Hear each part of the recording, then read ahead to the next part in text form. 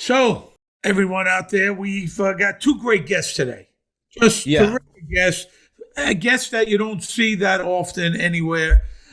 Richard Portnow, who played Melvoin, Uncle Junior's attorney, and has been in a gazillion things. You know this guy. He's been in TV shows, movies. He's been around for a long time. And the great Suzanne Shepherd, who plays Mary DeAngelis, Carmela's mom. She also played Lorraine Bracco's mom in Goodfellas. And your mom on Bluebloods. Yeah. She's great in a great interview, sharp as a tack. So you're in for a treat. What's happening? Hello, sir. How are you? I'm doing all right. We'll talk about it later, but I'm doing all right, You know me. I go with the flow, my brother. Yeah. But today we got a great guest. You go with the flow like salmon do. That's exactly. We got a great guest. I met him, and we'll talk about it later, but I met him when I first started out. We had a scene in Fear and Loathing in Las Vegas. It was me, him, Benicio del Toro, and Johnny Depp. Oh, you were all four in the same scene. Yeah, and that's where I met Richard Portnow, and he was great right from the beginning. He's a beautiful guy, well-liked guy in the business. There's nothing this guy hasn't done, really. He grew up in Crown Heights, section of Brooklyn guy. He's a working actor for over 30 years on both stage and screen. He was a competitive boxer, so don't fuck with him. He's done 1,000 sit-ups without a break. Can you do 1,000 sit-ups? I doubt it.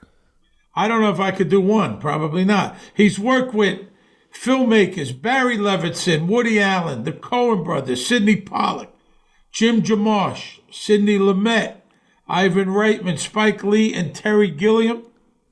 He's appeared in over 200 films and TV shows, including Seven, Barton Fink, Radio Days, Tin Men, Howard Stern's Private Parts. He played Howard's father. Good Morning Vietnam, Sister Act, Kindergarten Cop, Father of the Bride, Twins, Trial by Jury, Fear and Loathing in Las Vegas, as I said. He also co-starred opposite Bryan Cranston in Trumbo on Broadway. That's a lot of heavy-duty credits. A lot of Broadway stuff we could talk to him about. He's appeared in 13 episodes of The Sopranos as Uncle Junior's lawyer, Harold Melvoin. Let's hear it from my friend Richard Portnow. All right. Ladies and gentlemen, there he is. Hello, sir. Hey, how are you? What's happening, buddy? Good to see you, man. I haven't seen you in person in I don't know how long. Long time. Yeah, Michael, thank you. Thanks for doing the show. It's great to have you. My pleasure. I just saw you last night, actually, on Seinfeld. Oh, yeah. A wheelchair like this, you're almost glad to be handicapped. he played the wheelchair salesman, yeah. I literally watched it last night. I didn't know you were, and there you are, So I know it's an amazing introduction, Steve, because these credits are the best people in the industry here. It's incredible. Some of the best projects. You don't do a lot of the shitty stuff, which is great. All that shit. I'm sure you're offered all that backyard movie stuff that me and Michael have talked about here. What did you didn't start out as an actor? Tell me about the very beginning. Tell me the beginning, Rick. Right. So many years ago, when I was a youngster, I was in college, okay? And the Vietnam War was raging, and they were grabbing everybody. But if you stayed in college, they couldn't take you. Now, I was flunking out. I was a terrible student. I wanted to be out, moving and shaking. A buddy of mine said, "Hey, Richard, you're flunking out. They're going to send you to Vietnam." I said, "I know. What am I going to do?" He said, "Take acting. No books, no tests, no papers to write. There's always pretty girls in the class, and you always get an A. Where do I sign?" And he was right. Everything was true. So I stayed in the theater department. They couldn't draft me. I did not shine when I was in the theater department. They used to put their head in their hands and say, what are we going to do with this guy? He's terrible, but we got to give him something. He's a theater major. So they did, blah, blah. I got out of college and I started teaching in the public school system, which also kept you out of the Army. And then I started doing off Broadway, a place called the Cafe La Mama. And that's where I kind of got going. You know, something clicked. I don't know what it was. I had no technique as an actor, but I just went with my instincts and they seemed to work. And it grew from there, you know. It was all an accident. I just wanted to stay out of the Army. Now, you went to Brooklyn College, right? Did you go to Brooklyn College? Brooklyn College, Crown Heights, East New York. As I did, and Dominic, Uncle Junior, Dominic Chianese, really? Is a Brooklyn College graduate. I am, and also you are. So what was your first job, you remember? First job was a play at the Old Reliable Theater Tavern. It was called The Bundle Man. That was the name of it. And it was the only piece of work that I've ever gone up on. Lost my lines. I had a little scene where I think I played the prosecuting attorney, and I jump off the level and I go, and furthermore, and I didn't know what to say. I left mortified. It was terrible, terrible moment.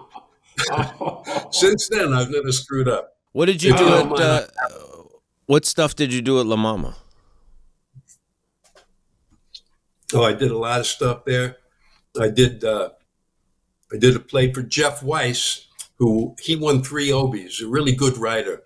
It was called the International Wrestling Match.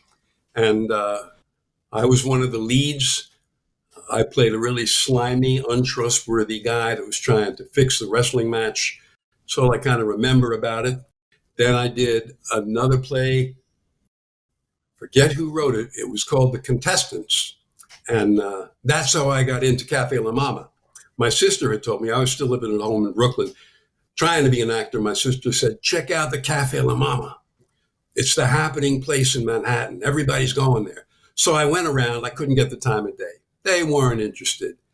The following year, I had a theater course, and the guy who ran it said that he was directing a play at the Cafe La Mama, and he needed somebody to do 3 lines. Was there anybody? Bang, before he finished the sentence, my hand shot up. All right? So now I have 3 lines in his play. I show up early one day, and there's a couple of guys there, and they say, what are you doing here? I said, well, I'm here to rehearse. And they were interested in me. And they said, why don't you do a play for us? And that was a bigger play, and a lot of people saw it. I got noticed, and, you know, that's what set it going, really. You know, and then I moved up from there. Are there any from those days, those off Broadway days? Are there any actors or directors or writers that you worked with that went on to like notoriety that some of our audience would know? Oh yeah, Lanford Wilson, who wrote some terrific stuff. He wrote mostly plays. Pulitzer Prize-winning play named Tally's Folly. Not too many of the people that were involved got into camera work, movies and TV. Mostly they stayed on stage. You know, I know Steve Buscemi worked at La Mama. So did I worked on the lighting crew there for a while. I never did a play there. Really? My father did, and Johnny Ventimiglia did a play where he played he played Chico Marx in a play that I saw at La Mama. He was very good. Richard, do you prefer stage or screen? Screen, definitely, hands down. Yeah. Stage is exhausting for me now. You know. I mean, I'm pushing 50, let's face it, so I get very tired. And, you know, I get very, very anxious because I've been working with a net for so many years. Okay, cut, go again. Well, you can't cut and go again on stage. You got to get yourself out of the mess if you forget the line. And I get very anxious. I'm not used to working that way anymore. Last play I did was 2003. I did a play for Woody Allen in New York, and then I did one out here for Neil Simon in L.A. Would you do the one at the Atlantic Theater, that one for Woody? Yes, I did. It was called Writer's Block. Right. And Paul Reiser was in it, terrific actor, very nice guy.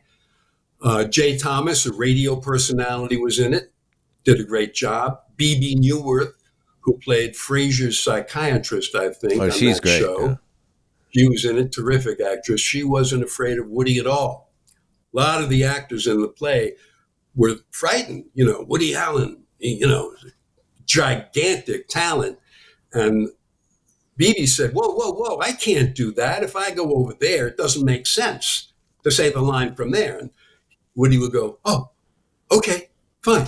She scared him. So, it's really interesting, the dynamic that existed. Richard, you worked with him a couple times. What do you think when you worked with him? I worked with him also. What was your feeling? Did you enjoy it? Did you not enjoy it? It was unique. My first film of any importance was Radio Days. And the audition was fascinating. I was told by my agents, all right, you're going to go in. It's be a very quick interview, and they'll take your picture. So I go in, the casting director says, Woody Allen, Richard Portnow. Hello, how are you? We're doing a film in February. So I figured, all right, I'm available. I'll be clever. He said, nothing. And I turn around to see that I'm going to find the chair and sit down without falling down. And then there was no chair. So I turned back and he says, well, thank you for coming in. They're going to take your picture. That was it. And 6 weeks later, I'm told I got a nice big part in the movie. He was okay. He didn't give you much direction, but the script was tight, so you didn't need much. And I had a good time. And then the next 2 times, it was okay. I had less to do. And I did the play for him. So I worked with him a lot, Yeah. Dominic did a play with him. Dominic Chianese did a play with him and had a horrible experience. Horrible. That Dominic told me this, and I'm not talking out of line. Dominic actually yelled at him. Really? Said, we can't work like this. We can't. What are you doing? You're not telling us what to do. They had like a town hall meeting, and Dominic, who doesn't, as you know, get upset very often, was very upset. And yeah. But when you auditioned for The Sopranos, was that the only role you read for? Yes. Yeah. I just came in. It was a one-day job. And back then I thought who I was. Hey, man, I don't do one-day jobs. My agent said, you're going to recur. I said, that's bullshit. But I went in. All right, I'll go in. I'll make you happy. And it worked, I really I brought no need into the room with me. No desperation. I'd like to get this part. I just went in. And they cast me. And the next year, bang, I'm back. And that happened again and again and again. 5 years, I'm on the show. You read for David? Did you read for David Chase? Yes, he was in the room, I believe. Yeah. So that was season 1 you came on? The first season? Season 1. And did you audition in New York or LA? I was in LA doing a movie. And my agent said, look, they're doing a show called The Sopranos. I said, I don't sing. She said, no, it's a mob show. Go in. So I did. So you flew to New York? They had already flown me in for the movie. I was in New York. I had an apartment in New York. So I was there, and that's when the audition came in. I had a day off. I went in. And tell me about working with Dominic, which I worked with him a lot too. But Dominic was what I would consider a true gentleman, a really lovely man. He would entertain at senior citizens' homes on the weekend with his acoustic guitar. He gave me advice on the set, which you did too once, and I really appreciated it. I'll tell you what it was. But Dominic was just so giving and so gentle. I thought he was just terrific. And of course, I knew his earlier work, Johnny Ola, and in that movie with Pacino and Justice for All. He's in the beginning of the film, an accident victim.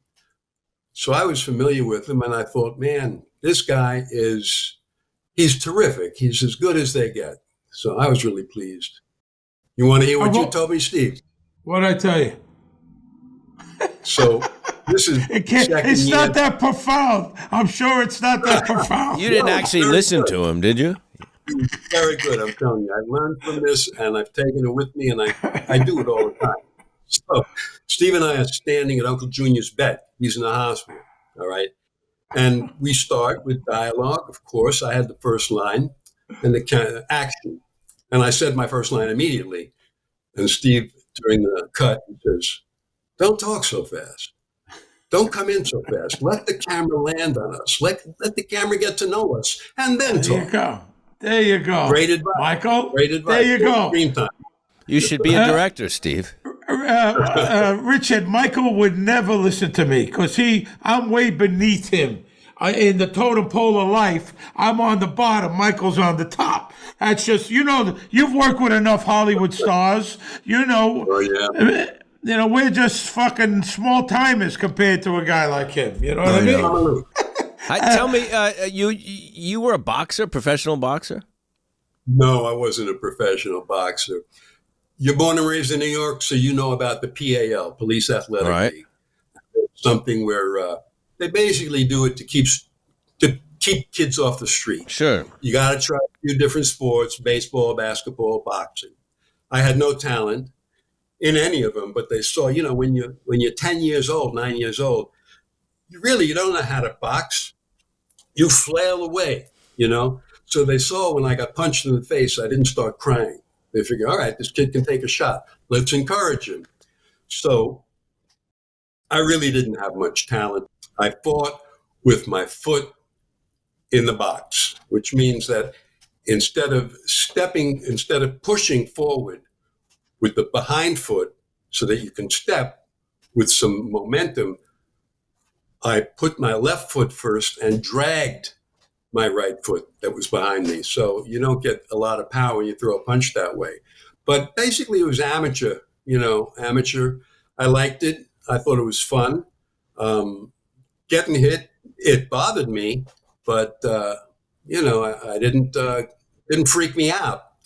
And that was it really for the boxing. I liked the training, so I stayed with it.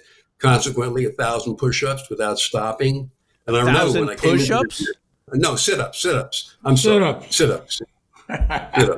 Hey, Richard, you know Tony Sirico a long time, don't you? Long time, yeah. I knew him, they were promoting him in Vogue magazine as the new George Raft. I remember that a long time ago. And he never wore socks. Tony never wore socks. In the wintertime, no socks. That was one of his trademarks. Did you know him as an actor? An actor, or did you know him from the neighborhood? Where'd you know him? The neighborhood. I was tending bar. He used to come into the bar. Where was that? That was in Greenwich Village. It was a bar called the Buffalo Roadhouse in Sheridan Square. And he'd come in and kind of take over the joint, You didn't mess with Tony, Junior, they called him, Junior Sirico. Yeah. Junior.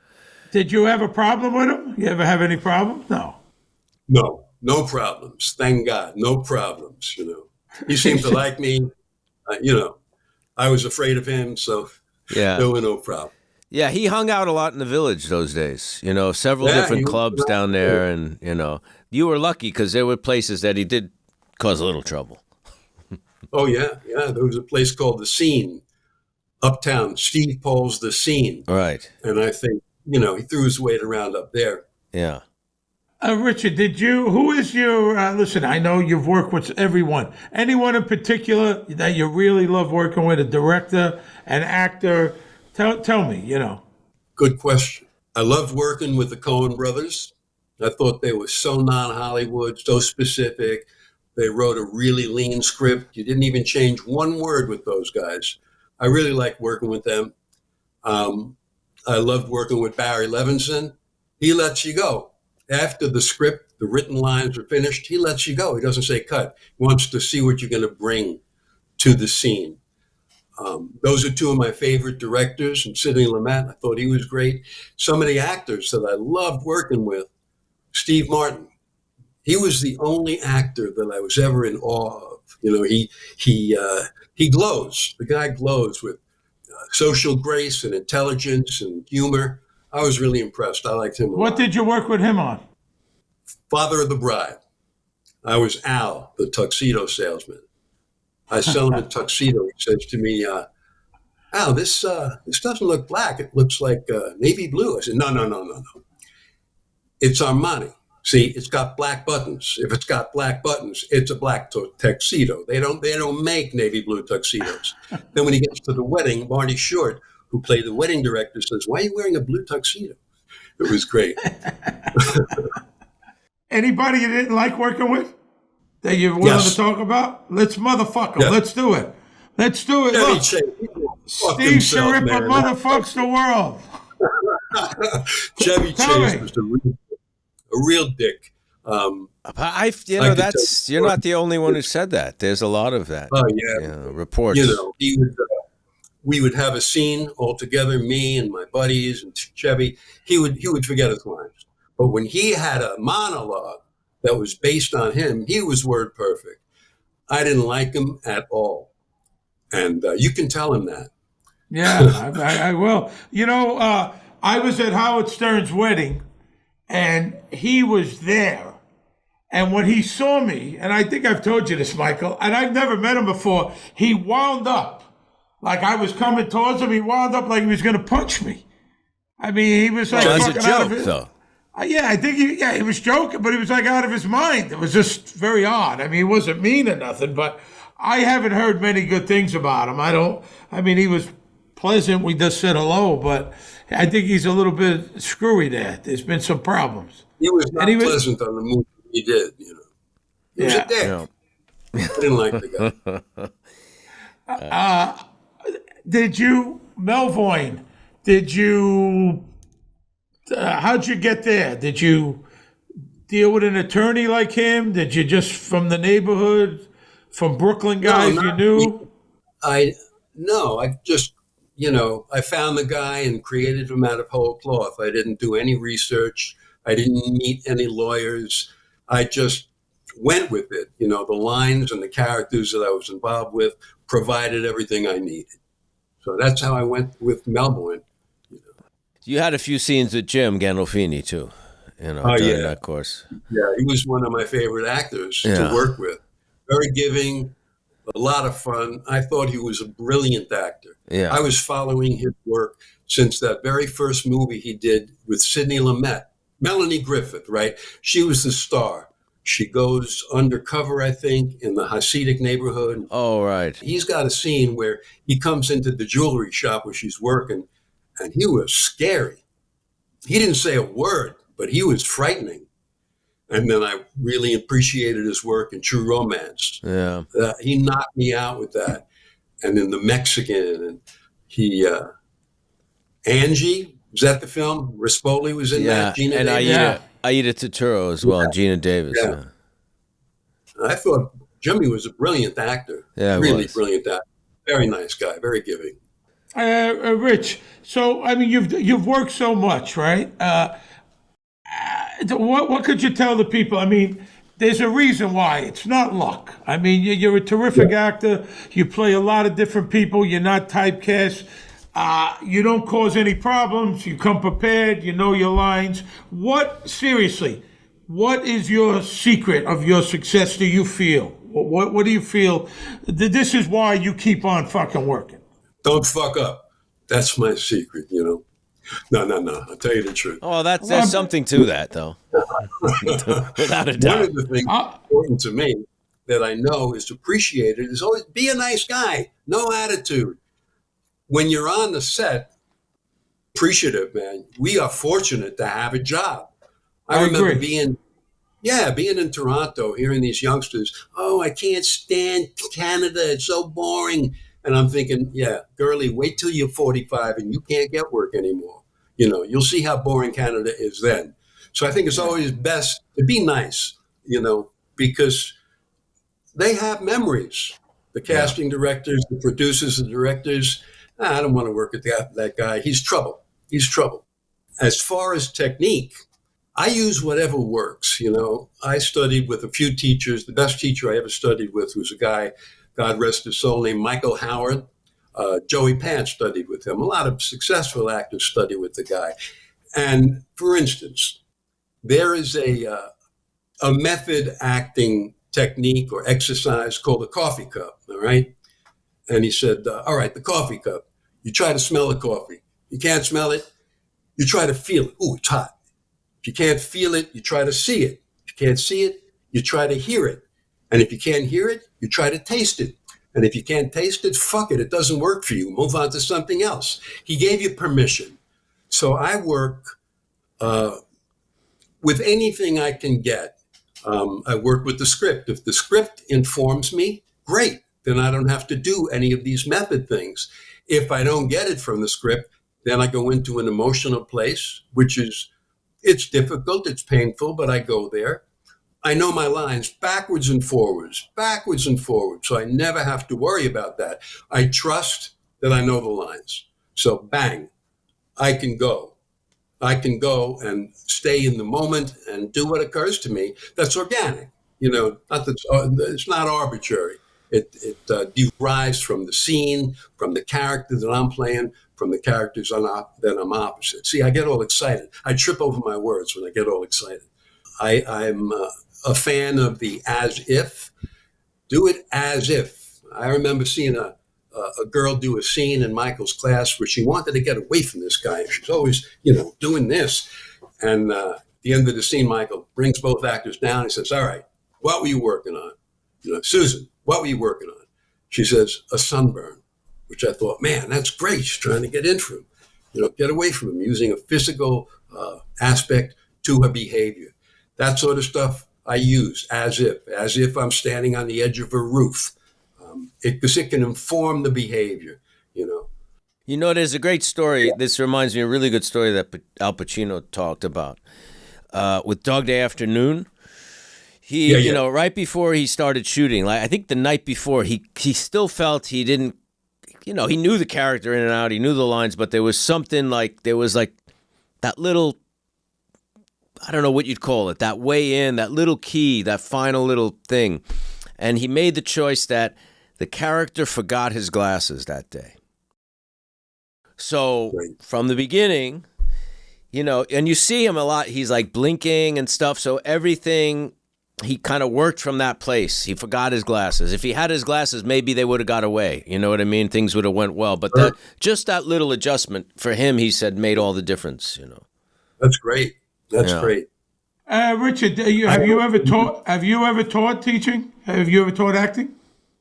Well, I'll tell you, I taught 2 classes, and I told these kids, I said, look, I don't think you can really teach acting. I can teach you how to do your homework and how to interpret a script, but you have the gene, if you will, in you. And then you encourage it and you refine it and you work on it. I told him, I can teach you strategy, what you need to know to get over in this business besides talent. I said, it's a lecture. I give you a half-an-hour lecture of stuff that I learned through trial and error. And that was my favorite part. They all wanted to do scene work. So we did. And that was fun, Classes here in LA, they shrink. I started out with 16 students, and either I was a terrible teacher or one gets fired from his bartender job. Another one moves. Another one becomes tired of the business. I'm going to quit. So they shrink. I like playing to a big house. So when my students, when they numbered 9 or something, maybe less, I packed it in, Do you do something with old movies? Don't you rent I used to do that. Yeah, I had a salon, a Sunday night movie night, in which I would show movies, older movies, On the Waterfront, which is my favorite film. And then we'd watch it and then talk about it. And it was great. I loved it. On the Waterfront's beautiful. I just saw it again a month ago, and it blew my mind. I know it by heart. And personally, I think Marlon Brando was the best actor there ever was. Best screen actor there ever was. His performance, On the Waterfront, it continues to amaze me, the stuff he found. It was great. Playing a man with a conscience who didn't know what a conscience was. Yeah. Everybody in the Lee J. Cobb, Rod Steiger, Carl Malden, Eva Marie Saint. they were all nominated for Best Actors, Best Supporting Actors. Yeah. Yeah. Cobb, Molden, Saint, and right? Was Stein. she nominated? Was Eva Marie Saint? Yeah, I think she won. Yeah, She won. I think She was might really have. good. Yeah. That's a beauty. Yeah. That movie's a beauty. Really is. Incredible. Actually, I saw Gandolfini do, before I knew him, in the play version. And he played the Lee J. Cobb role on Broadway. Oh, really? Johnny yeah. Friendly. Yes, he did. Yeah. Richard, of all the things you've done, what do you get recognized for the most? What role? The Sopranos. Yeah. Really? The Sopranos. Yeah. Because that was the most widely watched. Also, Good Morning Vietnam. People love that movie. Hey, you're Dan the Man Levitan. But as far as television shows, it was definitely The Sopranos. Absolutely. You worked on that with Uncle Floyd, and Robin Williams, right? Liked him a lot. I don't know if he had done too many movies at that point, but he was, very friendly guy. Wasn't full of himself at all. I liked him a lot. And Robin Williams, he's a good guy. Wonderful guy, gentle, a stand-up guy, very warm. No bullshit. He was an honest guy. And I remember after we did the movie, I was on the lot when he was doing Fisher King. So I went over to the stage and I told one of the ADs, look, tell Robin that Richard Portnow's here. I was one of his co-stars in Good Morning Vietnam. So they cut the scene after they finished, and he came into the green room where they had the craft service. He sees me and he goes, ho, ho, a Portnow! And he gives me a big hug. It was really delightful. I love that guy. And you do a lot of work with the Children's Hospital? Yeah, I'm a volunteer there. I've been doing it for 10 years. I hold sick toddlers. Yeah, best thing I ever did. Wow. Oh, that's fantastic. Yeah. And how often do you do that? Well, before COVID, I did it a lot, at least twice a week, sometimes 3. And I was really good with the toddlers. They could feel my voice. I had a deep voice, and I would hold them here, and I would talk to them or sing to them, and they could feel my voice vibrating in my chest, and it would calm them, and they'd go to sleep. Wow. Really great. Wow. Really How great. old? That's great. What? How old were the kids? Anywhere between 2 and 6. Wow. I was really good with the little ones, 2, 3, 4. That's beautiful. They were good. Yeah. That's great, Richard. Richard, you're a good man. I couldn't thank you enough. I love you. Great seeing you. Hopefully I'll run into you again soon, man. You're a good guy. Thank you so much. And Thanks be for well, doing the show today. It was Thank really you. fun. Thank you. Both great guys, terrific actors. Thanks for having me on. See you soon, See you. I hope. Take See care. you, my See you friend. soon. Thank you very much. All right. Thank you. The great Awesome. Richard Portnow. Good guy. I Good love guy. I love talking to these lifers, who have been just around for years and been doing it, and it's always very inspiring, And listen, like we've talked about, we are truly, with no bullshit, lucky to be making a living at what we do. Really. And Richard appreciates that, which is why he works. And no bullshit. You go to the set, you're prepared, you know what you're doing, you do what you do, and don't complain about nonsense. I see stuff that's amazes me as you have, just amazing. All right, it was great. I really like Richard. Terrific guy. And let's take a break and let's get into this episode. All right. We have a fantastic, legendary New York actress guest. She studied acting with Sanford Meisner. She's the first woman to go on to teach the Meisner program.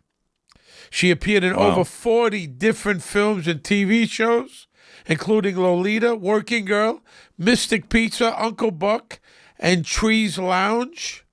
She had the distinction of playing Edie Falco's mother on Sopranos, Lorraine Bracco's mother in Goodfellas, and my mother on Bluebloods. Wow. She appeared in 20 episodes of The Sopranos as Mary DeAngelis, Carmela's mother. She also, I get the biggest kick out of her. She was one of my favorite characters. She drove poor Tom, played by Tom Aldrich. She drove him crazy. She was hysterically funny. Let's bring on the great Suzanne Shepherd. There she is. Oh, there she is. I'm so happy to see you guys. Great to see you. Very nice to see you. Thank you for Thank doing you, this. Michael. Thanks for coming on today. We appreciate it. Oh, I'm so happy to be here. You look terrific. Well, we want to talk about your career, and we want to talk about. Let's start at the beginning. How did you get into acting? Why did you get into acting, and where did you start? I can't tell you the year, but I was about 15 years old, and I thought I was going to be a pianist. But I went to New York. I lived in New Jersey. I went to New York, and for some reason, I think the universe sent me into a theater where The Rose Tattoo was being performed by Maureen Stapleton. And I couldn't believe what I was seeing. I actually couldn't breathe. It was so exciting. And when it was over, I didn't even know what I was doing. I stood up and said, that's what I want to do. And that's what I decided I wanted to be an actor, because I thought if anybody can do what I could never do what Maureen did, but it transformed me, her performance. And so that's how it all started. Did you ever get to meet her, Suzanne? Yes, I did. Oh, this is a good story. Thank you for asking. I met her at a wedding. A college roommate of mine got married, and her uncle was Max Allentuck, and Max Allentuck was married to Maureen Stapleton. And so she was at the wedding, and I went over to her, and I said, Miss Stapleton, you're the finest actress in America. And she took my hand and she said, I know. That's what Steve says all the time. I say, you're the best actor in America, and he says, I know. That's his famous quote. Suzanne, so were you teaching before you were acting? Or were you acting and then turned to the teaching? Tell me how that worked. Yes, I was acting first. And then one day I thought, there's something wrong with my work. I think I got to go to another teacher. And the teacher I wanted to study with was Sandy Meisner. And I went to him, and I was already like Grandma Moses in the class. Everybody was in their 20s. I was already late 30s. And I studied with him for 2 years. And after I finished, I had already been acting. And then when I finished, I thought, I want to teach. And I began to teach on March 10th, 1975. And I loved it so much.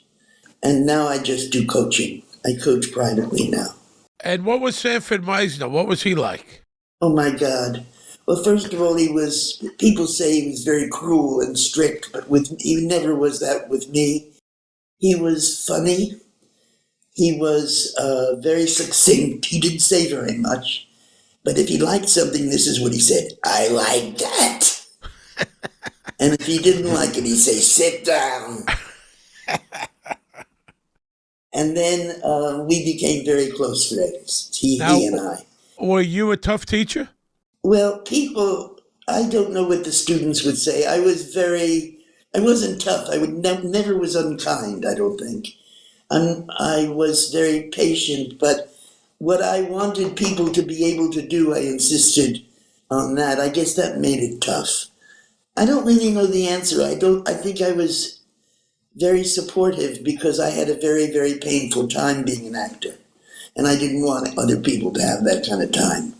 I didn't have enough confidence. I didn't believe in myself. It was torture. I remember standing on a stage next to Alan Alda on closing night, taking my equity card and tearing it up. He said, "What are you doing?" Which play was that? What play? It was not a play. It was improvisation in Hyannis for the Kennedy compound, and we were doing improvisation. It was Alan Alda, Diana Sands, Rennie Santoni, and I forget the other wonderful actor. I forget his name now.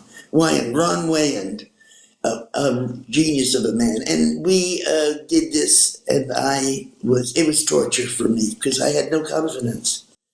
And I had no belief that I was any good, so I just quit. I quit for 15 years, and I didn't miss it a minute. Wow. And I Really? became a landscape designer, landscape architect. I did landscaping. I did penthouses in New York. I loved it. But then everybody kept saying to me, you should be an actor. Why aren't you acting? Why aren't you acting? So then I went to Sandy's class and I started acting. It's similar to what Dominic Chianese said, because he was acting for a while and he felt he had reached an impasse in his work, and he felt he was told that he was kind of fake. That was he was told, and he realized he needed to kind of get who real. told him that, but I'm not going to. I think he told us. No, he told us. Who was it? I forget the name of his teacher. Lee Strasberg. Was it Strasberg? No, it wasn't Strasberg. No, but maybe it was somebody at HB or something like that. Yes. But yes. So he kind of started studying, and he got in touch with his sense of truth, or just honesty, and used his own experiences, and and it made all the difference for him. Yes, we talked about that, he and I. So the Kennedys had a theater in there at the compound. What was it at the Hyannisport Kennedy compound? It was not a theater. It was I think it was more, you could call it a nightclub, but it was a bar, no food, just alcohol and a little stage. It was kind of like it was more like, I don't know, what would you call that? Cabaret, a comedy club? Like a private club? It was like, kind of? Yes, that's it, Steve. Yes. It was more like a comedy club. But no one ever did anything there except we did. We were the only ones, I think. I don't know, they didn't say who was coming next. Who knows what went on in there? God knows. A lot of drinking. Oh, I'm sure, absolutely. And our pianist was on cocaine. So all of a sudden he'd start banging. You know what the hell he was banging about? And no one ever told me. I was like, I didn't know about that stuff. He was playing really fast all of a sudden. Yeah, double time. But no banging. There was a lot of banging too. A lot of banging. I'm sure there was a lot of banging backstage too at the Kennedy compound. Suzanne, when you did the landscaping, which I never knew, I had no idea, did you by any chance do Woody Allen? Because he had a big penthouse, right? On the roof. I did Rockefellers. I did not do the others. You did really, Nelson Rockefeller? His granddaughter. Or his daughter. Somebody, one of them. And I gave What was the first movie you did? The first film you ever did? The first movie I did was, here I go, Mystic Pizza. I think it was. Really? Oh no, it was a movie that no one will ever see. It's called Second Sight, and I think Adrian Brody was in it. Second Sight, I think it was. And then came Mystic Pizza. No, Working Girl. And then came Mystic Pizza. A Working Girl. I was just watching that the other night with Melly Griffith. That's a really good movie. Kevin Wade wrote Kevin right? Wade, the exec producer of Bluebloods, who you met, Suzanne, and he wrote that. He wrote Working Girl, which is a great movie. He did. I didn't know that. Yeah. He wrote that. Yeah. And Mike Nichols directed it. The great Mike Nichols. He was a really good director. I just remembered something. Mike, one day I was at having lunch at the Sopranos, and in walked Mike, and in Queens. I said, Mike, what are you doing here? Because we were old friends. We've been friends since the 50s. And I said, Mike, what are you doing here? He said, they want me to be in it. I said, great. And he said, but I'm not going to do it. I said, you have to do it. We'll have fun. Please do it. It's so good here. The food is fabulous. He said, it's not a part for me. I'm not going to do it. And he didn't. And I forget what part it was. It was I think a doctor, a psychiatrist or Dr. something. Kupferberg, yeah, Lorraine's psychiatrist. That And was it it. wound That up was being it. another great filmmaker who did the part, Peter Bogdanovich. That's exactly what happened. So Yeah. Mike didn't do it.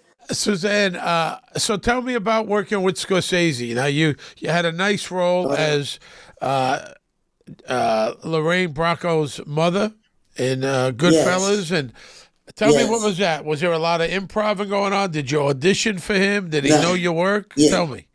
No, here. Oh, this is really interesting that you asked me that.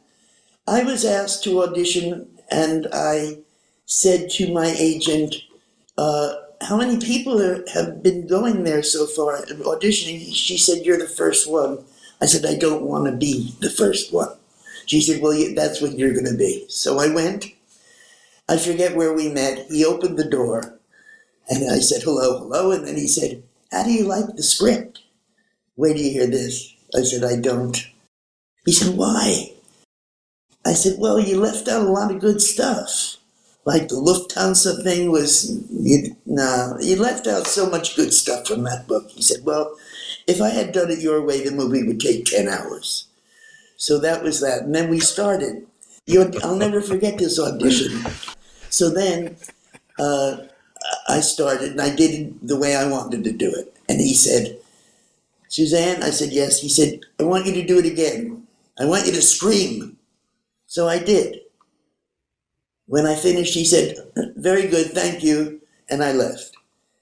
7 months later, I found out that I got the part. It took 7 months. Wow. Yeah. And I don't remember much else about it except that Scorsese was quite nervous, I thought. But everything was fine. But I really have to tell you something. There's a scene, there wasn't a scene, but there's a shot where at the wedding, and I was crying very quietly, and there was a whole line of people. And he came over to me and said, were you crying? I said, yeah. He said, please don't. And that was the direction I got for the whole thing. So then I asked him, I said, can I ask you a favor? He said, sure. I said, well, you want me to scream? I'll do it in exchange for a few favors. I would like to wear curlers. He said, okay. I would like to come and bring my husband a cup of tea and a Malamar. He said, okay. And then one other favor, I forgot what it was. He said, okay, you can do that. He likes specificity and detail, and he liked the fact that you were making very specific choices. That's the type of director he is, you know? Yeah. I'm sure he loved that you were thinking that much into it, you know, rather than just doing whatever they said. You know what I mean? He wants you to bring stuff. He wants you to make it personal. One of my favorite experiences was being with his mother, Katie. That was so much fun for me to be with her. She was a terrific lady. And, she did all the cooking. When she served a meal in that movie, she cooked it. Oh, yeah. And she was a great lady. Yeah, and she was. I met his father. They were terrific people. Yeah, Charlie was great. Charlie. A really cool guy. Yeah, he was. Suzanne, what do you remember about the Soprano audition? Soprano audition. Okay, I auditioned for The Sopranos 5 times.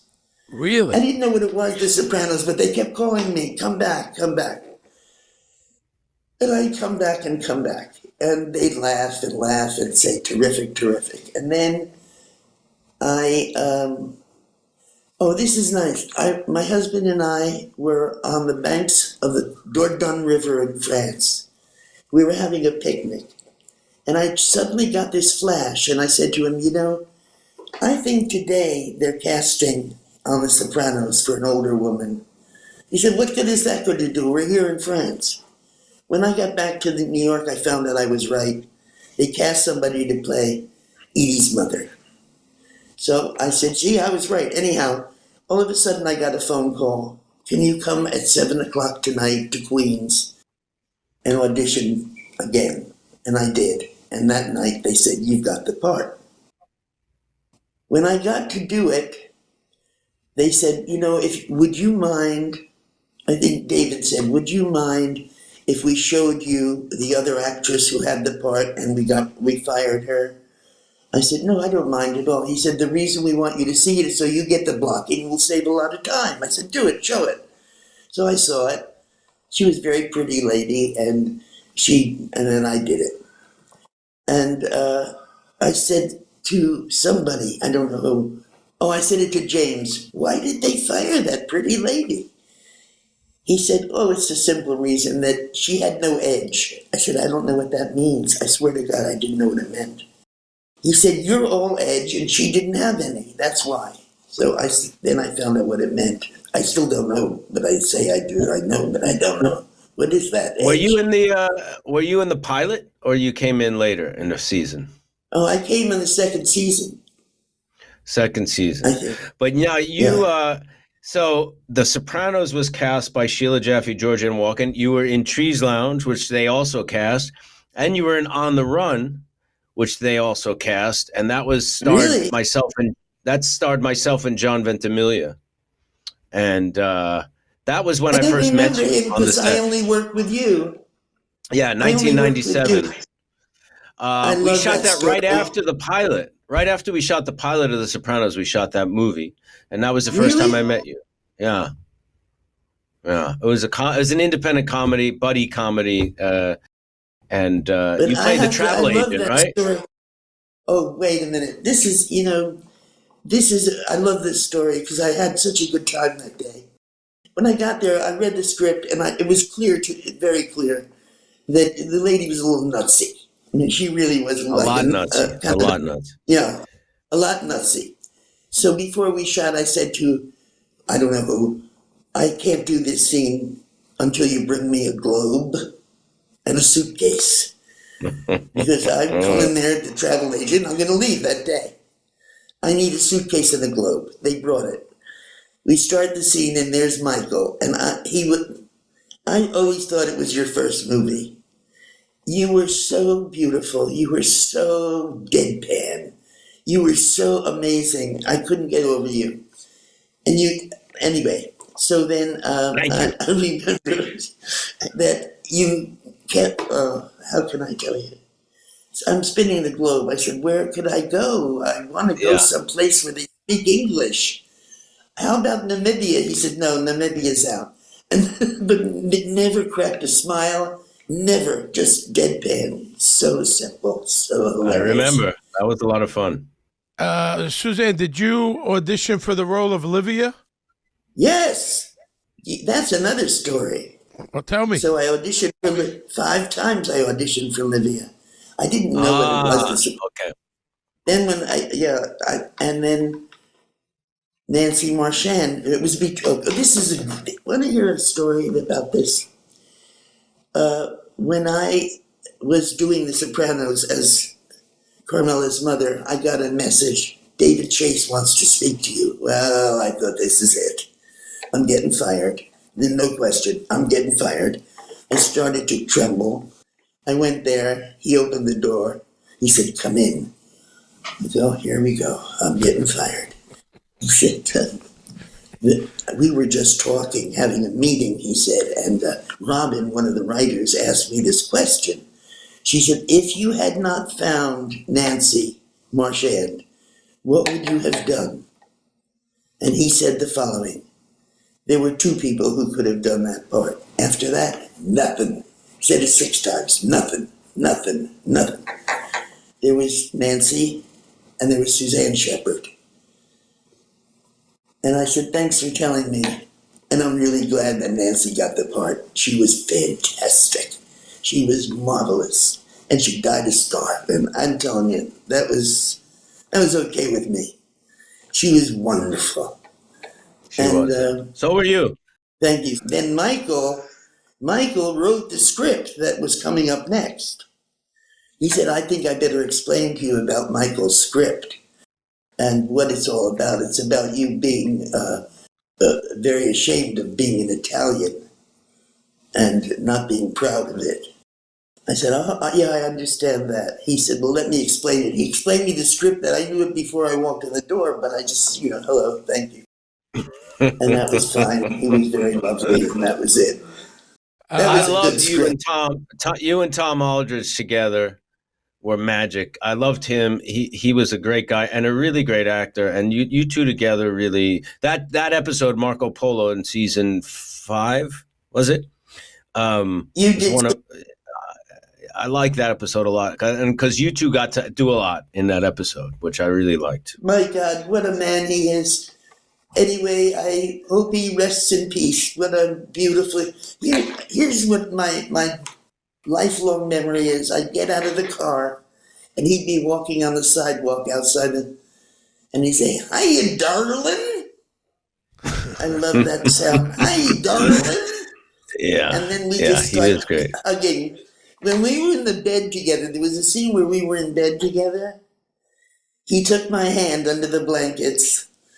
He put his arm around me under the blankets. He was so, oh God, what a man. And everything that came out of his mouth made me laugh. Yeah, yeah. Hysterical. He was hysterical.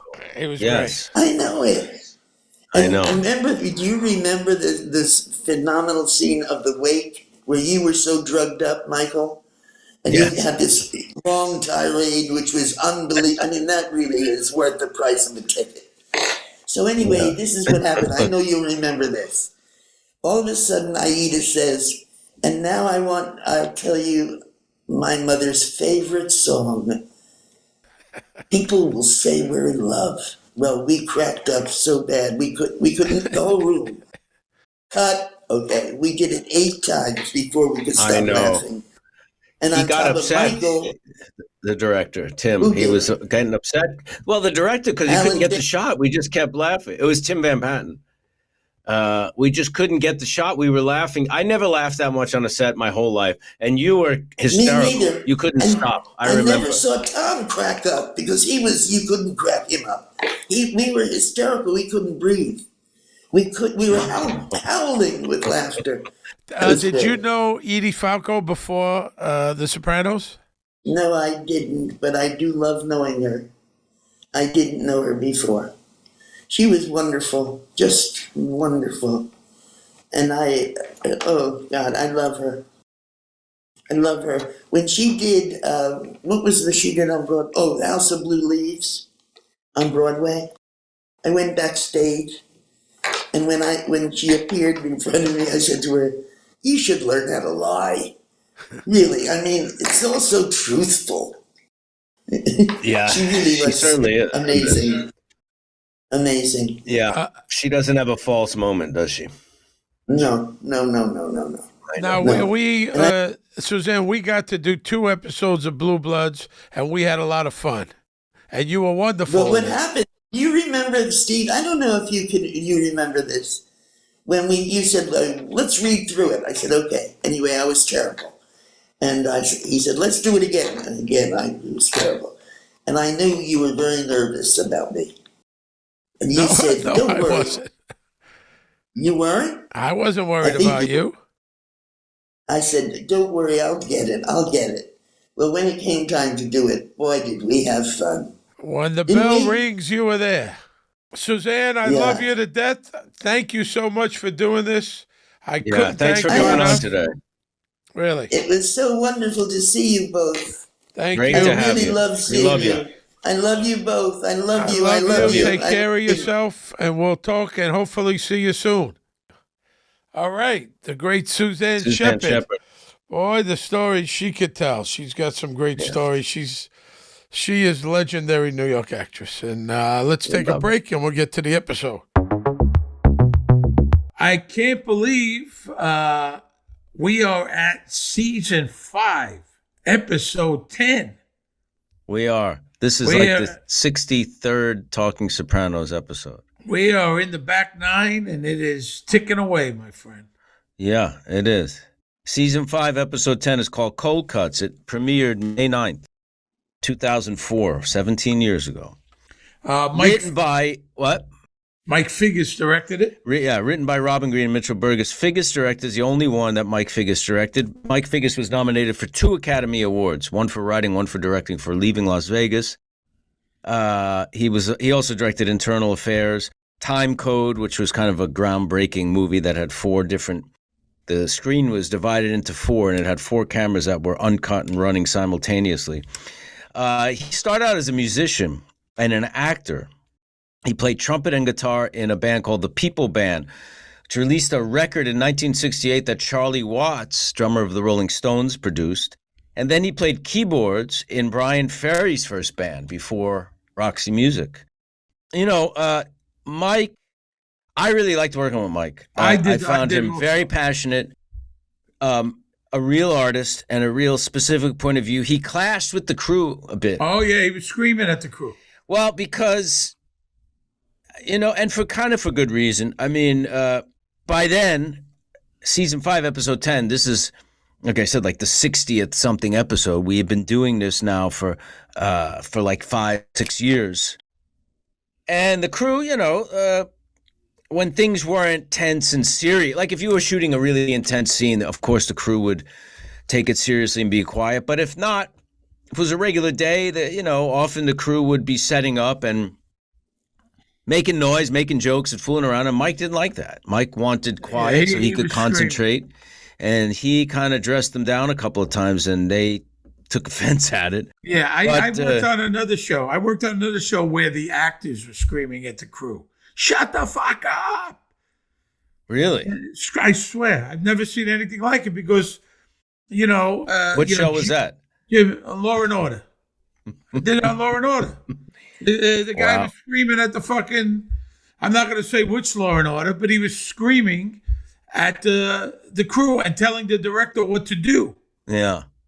Well, but Mike knows what he's doing, and there's a lot of cool stuff that he does in this episode, which I'll point out, shots and edits and things that are very specific. I mean, he's a real artist and he's a really good filmmaker. The title is Cold Cuts, which refers to, obviously, Tony has the line, "Revenge is like serving cold cuts." Chris and Tony B are digging up dead bodies, and the show, I think the show has a lot to do with revenge, anger and rage, jealousy. Oh, yeah. Interesting fact, season 5, the word fuck was said 600 times during season 5. Tony Soprano said it 195 times. Christopher was number 2 with 94, and then Paulie said it 20 times. Carmela said it 12 times. So 95 to 13 episodes. 195. 195. Wow. Yeah. So he said it. What's that? Over 12, 15. Andy, what's that number? That's a lot. 13, 14 times an episode. Yeah. Christopher said it 94 times. Wow. Silvio said it 8 times.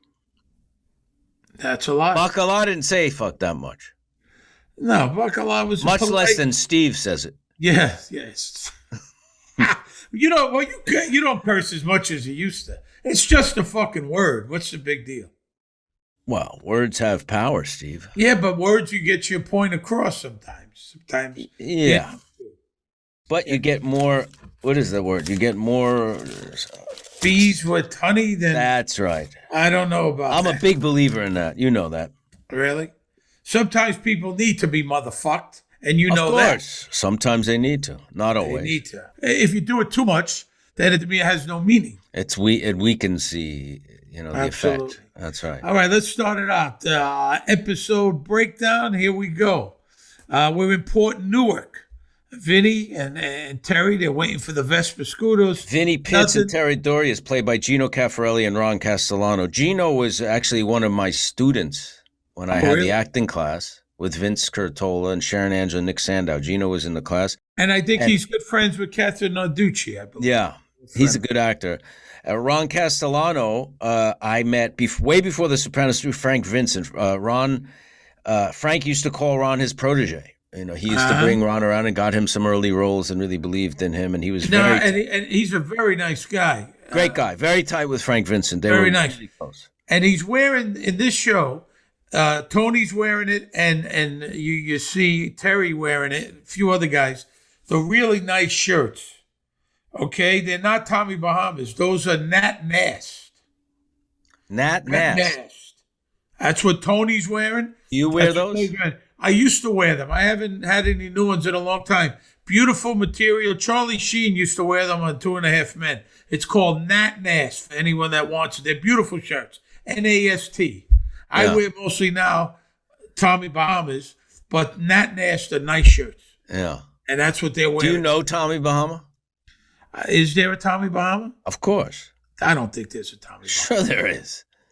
What, do they just make him up? They made him up. Like Charlie fucking Tuna. Yeah, there's no Tommy Bahama. That's like the brand. It's his nickname. The guy's Jimmy Tommy Buffett something. Jimmy Buffett's a real guy. Tommy Bahama is a bullshit guy. But Jimmy Buffett is a real guy. They have nice stuff. I've got Tommy Bahama beach chairs. They got everything. All kinds of Tommy Bahama. It's a lifestyle brand. It's good shit. I like it. You know, that the Vinny and Terry are part of Carlo's crew. This is Carlo's gig here. We're waiting for a shipment of Vespas. Johnny V used to have a Vespa, didn't he? Yeah, a vintage Vespa. Another word for an old broken down one, but he called it vintage. I never had a Vespa. I'm not a Vespa and guy. Jim had a Vespa. Jim had a Vespa. But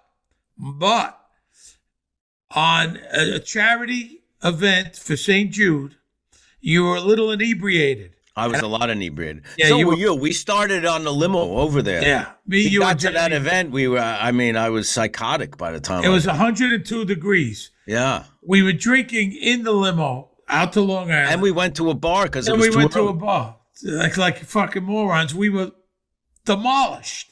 By the time we got there, I had to do the auction, and I auctioned off the Vespa, and you kept bidding. I went on stage with you. Yeah, and you kept bidding and bidding and bidding, and you got it up to $13,000. You would have came home with a $13,000 Vespa. Your wife would have kicked your fucking ass. I should have gotten that Vespa. I missed out. Luckily, Jim Gandolfini got the Vespa. Jim got the Vespa. You know who else had one? Mario Batali had a Vespa. Jim used to say he looked, talking about himself, Jim said he looked like Shrek when he drove the Vespa. That's what he told me. I look like Shrek driving the Vespa. Yeah, he had the Vespa. Johnny V had a vintage Vespa, and that's not for me. Come on, you know me. I can't even barely ride a bicycle. Now they have those, you can get them in the street, like they're, like this. You rent them. You rent them. It's right there. People take them all the time. It's like Elijah Amatun, who plays in my band, he jumps on those things and zips around Brooklyn on them. Listen, it's hard enough crossing the street on foot. I'm not about to do that. My days are over. No, I can't take any risks anymore. I'm finished. I don't know. So they're waiting for this shipment that doesn't come. Okay, here we go. Now we're on Mulberry Street. The Averna Social Club, which is really called what? The Mulberry Street Bar, I think. Yeah, right? It was also, we always knew it as Maracchiato. Yeah, but I think they changed it. It's still there. Still there, old-time bar if you're in Little Italy on Mulberry Street. Yeah, if you want an old-time New York bar, it's kind of, I've had several good times in that bar. Yeah, that's a good place. Yeah, fun, good vibe. Carlo was furious. His guys waited there by the Hackensack River all night. Tony tells Johnny Sack's being a complete prick, spiteful. He's angry. He's mad about Joey Peeps. Your cousin didn't whack Joey. He brings it up again. The Vespa's never got to my hands. A lot of things didn't happen that seemed like they happened. Your cousin didn't whack Joey Peeps. The Vespa's never got in my hands. Great line. Revenge. That's what this is about. Hurt feelings. The scene ends, a very rare shot on The Sopranos, which was a handheld push-in into a close-up onto Tony. Very rarely would you see this shot on The Sopranos. And I think, if I remember correctly, Mike Figgis operated a few times some of these shots himself, put the camera on his shoulder. You notice the end of the scene is very specific. It's a handheld push-in, and we very rarely did that stuff. Maybe on a dolly. Very rarely a handheld push-in. It's a very unique shot for The Sopranos, but a pretty effective one. And you see Billy Leotardo, Phil's brother, finished washing Johnny Sack's car. The Maserati, which is parked on the sidewalk. I mean, but you're a mobster. That's what you got to do. Well, mobsters have to, you have to be a man of many talents. Who knows what you're going to have. You never know what you're going to have to do in your. You got to be able to dig. You got to be able to chop. You got to be able to wash. That's the one thing that gets me. The chopping up the bodies. That's tough. There's one thing about shooting a guy in the back of the head. There's another thing about chopping him up and all that. Christopher's done that numerous times. He's done that. Yeah, he doesn't have a problem with that. That's it's quite amazing. We're at the soccer game. Janice is watching Sophia, Bobby's daughter, play soccer. Now, Janice is, of course, goes off her nut here, but this mother is very obnoxious. She's obnoxious, but Janice goes way over. But the mother is obnoxious. Obnoxious. She calls them a bunch of losers, which you're not supposed to do. You can't do that. You've done a lot of kids' sports. Did you coach for a while? I did. I coached years ago. I coached Chris Mullen, the Hall of Fame basketball player. You coached Chris Mullen? Yeah. When he was a kid? Yeah. Dyker Park, Brooklyn in the summer league. Yeah. He was on he my good team. Then? He must have been good. He was great then. Yeah, but he was small. He was small then still. But I coached baseball several times in New York and in California, and you get a little caught up in the games. You want to win these games, and we had one game in California. I was coaching one team, and Billy Baldwin was coaching the other, and our kids were on separate teams, but. You get caught up in these games. You get very excited. Of course very you do. But, it used to make me so crazy because some of the parents were so out of line that when my daughter played in high school, my daughter Sierra was a pitcher, a good pitcher, she's captain of the team. I would stay in left field and put a headset on. And because I couldn't deal with it. I could not. You couldn't hear the other parents, not the kids. Yeah. Couldn't hear it. I didn't want to hear it because it would drive me crazy. I remember when they were little, the coaches, they're yelling, they're screaming.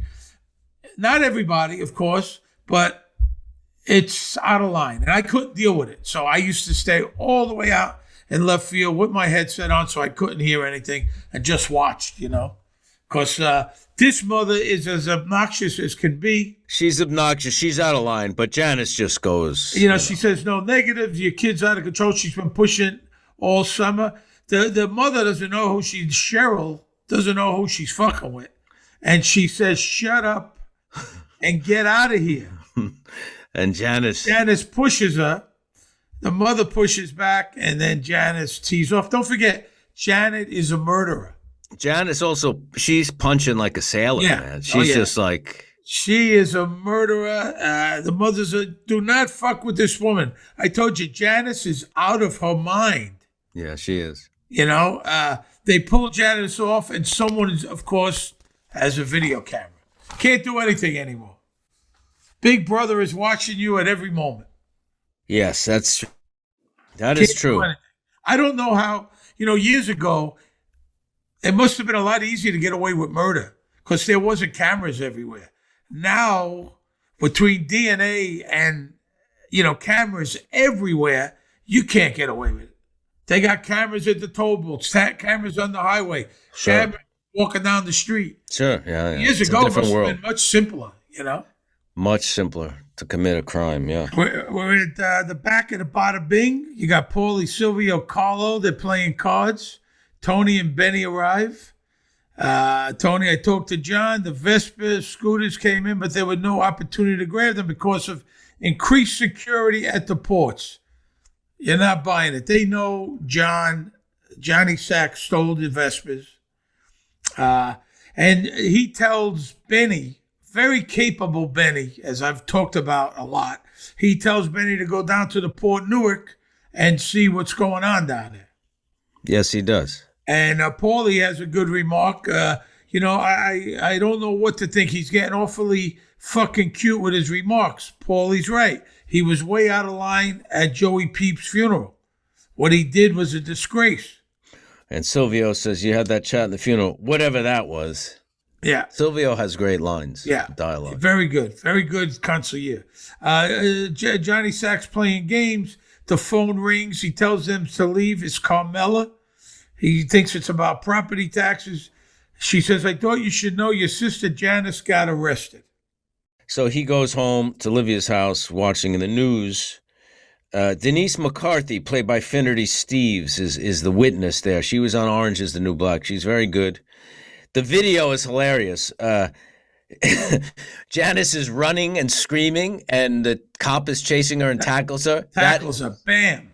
And she's screaming, ah, and running. It's just... She is yelling and screaming. Tony is stunned at what he's watching. He's incredulous. He's just like, what? He's the rage, you know, and the person on the news is talking about rage, like the slightest provocation, slightest inconvenience or inconsideration can set people off, that it's something that's become common. I think it's more common now than it was even when this was shot. And the Yankees are very glib. They're making a joke about it. Making a joke. You know, they're making a joke. They're being glib. They mention Anthony Soprano, the mob boss. He breaks a glass.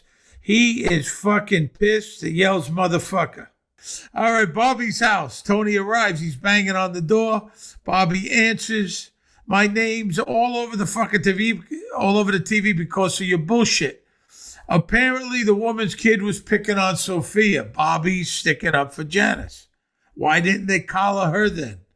I'm suing the township, you know, all her bullshit. No, you're not. You're going to call Neil Meek. You're going to put this to bed. It's not going to be one of your cause celebs. And she says, anybody's side but mine. She's the victim. A lot of this is about being the victim with Janice. Of course. And she says, the bitch is lucky I didn't kill her. Tony says, well, we know that because obviously she killed Richie Aprile. Tony knows that. I guess Christopher also knows that. Yeah, and but they're the only two, right? Furio. And Silvio. And Bobby looks on like, what? He don't know what's going on. Know. What does that mean? Interesting handheld shooting here. Again, not typical of the Sopranos, and I think it was Mike operating, but it's definitely his decision to do these handheld stuff. Good stuff, though. Really cool camera work. Bobby's house, Tony walks out. Bobby comes out behind him. Look, I know it looks bad, but on the other hand, she called Sophia her daughter, which Bobby likes that. You know, so the family's bonding. And he says, I don't give a fuck. And then he goes, oh, yes, I do. But how many times I got to tell you to get control of your wife? Who could control Janice? Nobody. Sophia's room. That's Miriam Coppersmith does a great job as Sophia. She's a very good great. actress. Yeah, she's the second Sophia. Lexi Spaduto was the other one. And she, I guess, you know, got too old because Miriam's much younger, nice girl from Staten Island. Sophia, she knocks on the door. Sophia shuts the lights off, makes believe she's sleeping. Janice comes in anyway. I'm so embarrassed. I don't want to see any of my friends again. Well, when you're a parent, you'll see. You'll defend your children like a lion with her cubs. You're not my parent. Ooh. Wow. Yeah. And again, a handheld close-up here. And again, very different than what we're used to seeing on The Sopranos. This is a big scene. Yeah. You're not my parent. I'm here and I try to care. And she says, you're going to punch me? Yeah. You're going to punch me like you're going to punch me too? Bobby says, I'd like to talk to you. He puts Sophia to bed. He's kind of firm with Janice here. She doesn't want to talk. She said she'll talk tomorrow. He says, no. This is a really good scene. You did a great job in this scene, Steve. I really liked how you played this here. You need professional help. She says, I'll see Sandy. And you're like, Sandy's full of shit. She's, you know, she wants you to read her screenplays. You need an anger specialist. She comes back, you need to see a weight loss specialist. Yeah, she's deflecting, and you say, I like a Spitfire, but this was a nice house. It was peaceful. There wasn't all this yelling and tension, and you don't want to deal with it. And you say, this is a deal breaker. Either you figure this out, or I've had enough. You don't want to deal with it. Yeah. Yeah. And why would you? And then she, again, blame, victim. My house, it was dog eat dog. She's basically blaming her parents. Your father, she says, your father, even with the emphysema, was great, blah, blah, blah. I guess, Sandy talks about her father, Johnny Boy Soprano, a lot, I guess, right? Yeah. Yeah. We're in the casino. Now, there's a little something here.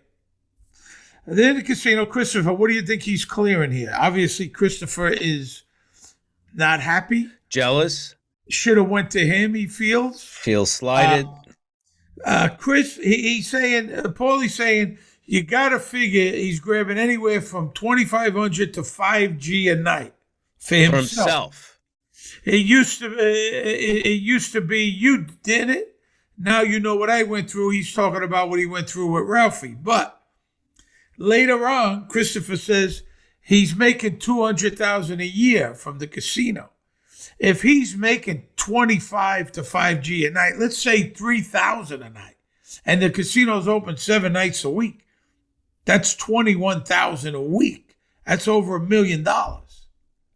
So I don't know where the 200 figure comes from, unless he's only open the casino 3 nights a week or something. Maybe two nights a week. Who knows? Yeah. You know what I mean? It doesn't. Probably 2 nights a week, Friday and Saturday. Maybe the weekend, right? Yeah, and two kind of funny things. Tony B's suit, the white suit with the, Tony B has no fashion sense. Well, also there's they do these things called loop groups. You know what that is, right? Yeah. So a bunch of actors, they'll dub it. They'll kind of create dub-in sounds in the studio. So you have a crowd scene. You have a bunch of actors. They actually record them separately, like yeah, shouting in the background. Well, there's definitely a loop group that did this scene because you hear people screaming and shouting, and then it's very incongruous to what's happening in the scene. It doesn't really match up so much because this is a small place. Have you ever done the loop group? No. Me neither. But people make a living at it. It's a union. Oh, job. yeah. It's a and union you go job. in there, it's like a murmur in the street. Yeah. You make a couple $100, you do that. Yeah. I think more. No, I think more than that. Union scale. I mean, they do that. It's all kinds of stuff. When guys on the top of a building, the crowd, so then they go in as a group. Wedding cake shop. Tony and Christopher and Adriana shopping for a wedding cake. They're doing a tasting, which I just did. Did you guys do that? You did a tasting? Yeah, I went. Of course, it was my daughter and Mikey. Venero's is a famous place in the East Village on 11th Street between 1st and 2nd, right? Correct. Forget the fucking cake boss, that guy. If you want a real Italian wedding cake, go to Venero's. They're there 125 years. Robert Zarelli is the owner. It's fantastic. We tasted all. He put it all out. How many cakes did you taste? About 6. So Steve and I were there after, and it's not far from where we record in New York. And Steve and I went after work one day and had some cake and pastries and coffee. It's a great place. Sit outside there. You tasted 6 different cakes, and what did you settle on? Which one did you choose? Strawberry shortcake. Beautiful. You know what I love with Italian cake? My favorite Italian cake is cassata siciliana. Which is what? It's kind of like a sponge cake, but it's the filling is like cannoli cream. Oh, yeah.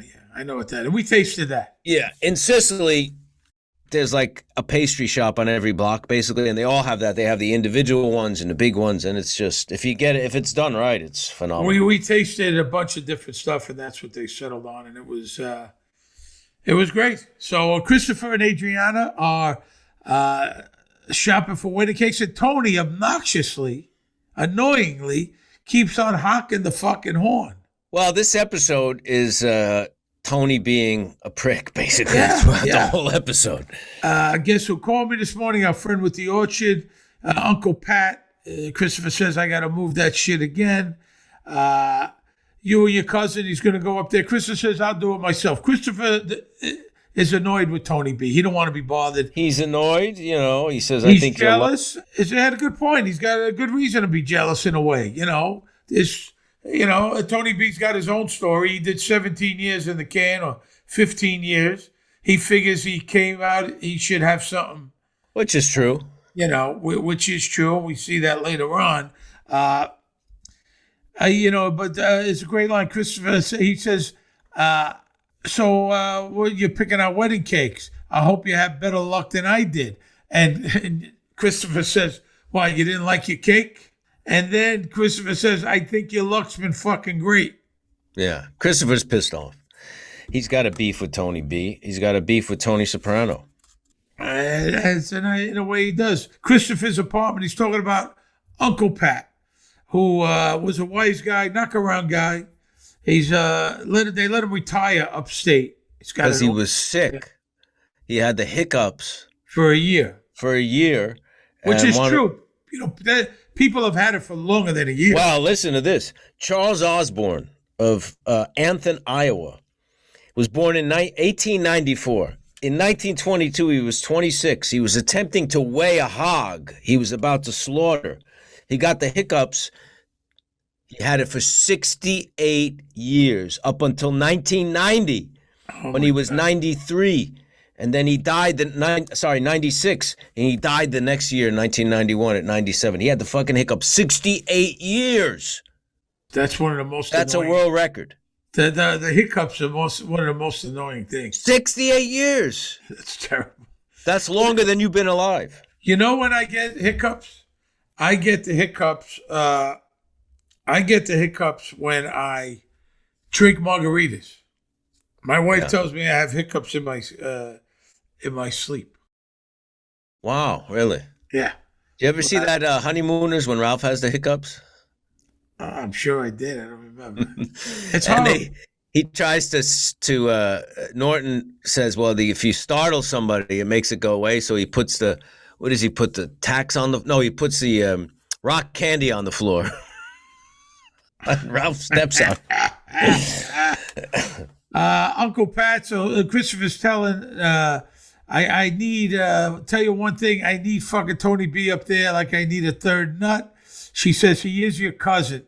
One time I was spending the summer with Uncle Pat, and he said when he was 11 years old, they came up like 19 that shoot guns. They used to abuse him. They initiated him to a special club. They tied him to a tree for an hour, 19, 3 in the morning, not an hour. What do you mean? But It'd have been 19, 6 hours. 19 years old is a little old to be doing this shit. If they were 14 and you were 11 is another. 19, you're almost a man. Oh, look what they do in this episode. Exactly. They act like 12-year-olds.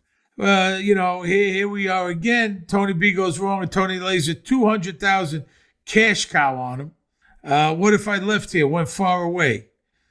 Adriana is thinking now, let's just get the fuck out of here. You're always unhappy. Let's go. You could pick up your writing and you could be a male model. and Christopher, who has an ego as big as Michael, his ego is as big as Michael. He says, I would be a success at a model, but who wants to hang with those people? Yeah, he's right. Well, I have no illusions that I would be a success as a model. But you've done some modeling. You've modeled clothes in magazines. Yeah, because I'm a celebrity, not because I'm model material. Well, what's the big deal? What's model material? Well, people they're very, exceptionally good-looking people. Well, not all of them. Not all of them. They're different looking. Not necessarily. Really? Yeah. Not necessarily. Yeah. Not all models, They're unique looking, I guess. They're Well, different. I don't know. They have a different look, It's not for me. Definitely. Remember Heroin Chic? That was in for a while. Remember that look? Yeah. The models? Is that still in? I don't think so. I don't know. And Christopher says, I'm a soldier, Adrian. And at that moment, he really means that he does take this seriously. When are you going to understand that? She sees a little opening for them to get out of here. The Soprano house, Tony walks in the backyard for a swim. The pool is drained. She says the electricity costs a fortune. I can't afford that. You're the only one who uses it. He is pissed. Now, there's a shot here where it looks like it's from the pool. Yes. And it looks like he's going to fucking throw her into the pool. Oh, he's really mad. And she did that to stick it up his ass, of course. But that shot looks like it's a POV. It looks like he might from a push her into grave. the pool. Yes. Correct. It's a great shot, yeah. Mike is really great. I mean, he does some very cool stuff with the camera, I have to say. Unique stuff. He's very creative and a great filmmaker. I really think he did a great job on this episode. Says, I can't afford that. You're the only one who uses it. You polluted all the decent lawyers in Jersey so they can't represent me. I'm not the one who wanted a divorce, she's saying. And she's like, but you begged for it in a million different ways by being unfaithful and, have it affect her, have it, come up in her face like that, So he goes inside. He says he's a nice kid, Finn, right? He wanted to throw them an engagement party. She says, if we could be civil. She's so young, same age as we were. And then he looks at her. She's doing the laundry, and he says, it wasn't all bad. And it wasn't. Which They is lived true. a nice life. It wasn't all bad, but sometimes people can only take so much, right? I agree. I agree. The anger management classes run Dr. Seatman, that's Remy Aubergenois, who was in a play that I directed at Studio Dante called The Given. His father was the famous actor named Rene Aubergenois, who passed away in 2019, but he was one of the stars of the show Benson. Uh-huh. Oh, yeah. You remember him on What Benson. was he? What did he play? He played his, the main guy. Yeah, well, Benson was the main guy, but... Wasn't Benson the butler? Benson was the butler, yeah. Yeah. And I guess he was the guy, the other governor. guy. The governor. He also was in. Did you know in Benson? No, he was the governor's right-hand man. The governor was a different actor, but he had a big part on that. He also worked with Robert Altman on Brewster McCloud, and he was the original Father Mulcahy in the movie MASH by Altman. That's I know Remy's exactly father. But listen, did you know that Jerry Seinfeld was hired on Benson and did 3 or 4 episodes, and it wasn't working out, and he, I don't know if he got fired or he left the show, but he did a little arc on Benson. As an actor, really? He's regular as an actor, Jerry Seinfeld, way back when. I didn't know that. Yeah. Anger management cast. Janice interrupts. There's an African-American woman. She's talking. Janice is first siding with her, saying she, put her faith in the civil rights movement. And then Janice turns. I left home and I marched. And for what? So you could ride, or they could ride around in their SUVs blasting that rap shit. And you can't say anything because they might have guns. And she, the African-American woman says, who's they? Right. And then Janice wants to punch the doctor in the face. He says, you want to hit me? And she's... Janice is in the right place. Let's just put it that way, right? She's in an anger management class. She definitely belongs there, no doubt. The UPS guy, he says this is priceless. Yes, he's and part of it. He's blaming everybody else for her shit, and he says you have to learn to control your response to triggers. And she's like, so people just get a free pass. The whole world again is victimized, and he says, doesn't make you mad. You make you mad. That's what the lesson is here. Do you believe that? I think you have to learn. There's many ways to listen. I talk about this in my meditation class all the time, and I say, being a Buddhist or, meditating and trying to deal with your emotions does not mean to be a doormat. That doesn't mean you just let people treat you bad or do stuff like that. Yeah. What it's about is just having a different response. So your immediate reaction is not this emotional kind of out of control response all the time, that you have a little bit of a moment to think about how you want to respond. But, I think, listen, it's especially living in a city like New York where you're around people all the time. Yeah, but you can't let people, listen, I try to keep my mouth shut, honestly. No, sometimes that's not what I'm saying. Business, I'm saying sometimes you got to fucking step up. Yeah. Sometimes you got to say stuff. But what he's saying is it's your response, how you respond. And, Janice responds out of control, like a maniac. She is a maniac. And it's not effective, Christopher's car, was it a Humvee? Is that what he's driving? H2. It's the H2. They're talking about the legend of Sleepy Hollow. Now, Sleepy Hollow is in Westchester County. Yeah. And Washington Irving, they named Irving Place after Washington Irving. He used to live on Irving Place in Manhattan. Actually, Aida used to live over there, too. Yeah. Now, he wrote The Legend of Sleepy Hollow, which was based on the Headless Horseman, was allegedly a Hessian trooper. The Hessians were German soldiers that were hired by the British to fight against the Americans in the Revolution. His head got blown off by a cannonball, and the ghost came back. The Von Tassel family they found this body without the head. They buried it in an unmarked grave in the old Dutch church in Sleepy Hollow, and this ghost came back looking for its head. That's what the story's about. So this is a true story, apparently. It was a ghost, lots of ghosts, lots of spirits in that area because the Native Americans had a lot of shamanic activity. Washington Irving also wrote Rip Van Winkle about a guy who fell asleep for, I guess, 50 years, was it? I'd like to do that. I'd like to go to sleep for 50 fucking years. You know But that? apparently the I'd like to legend of sleep Sleepy right Hollow during- was true. I'd They like to saw sleep people saw during it. this fucking podcast. There'll be time enough to sleep, my friend. Wake me up when it's over.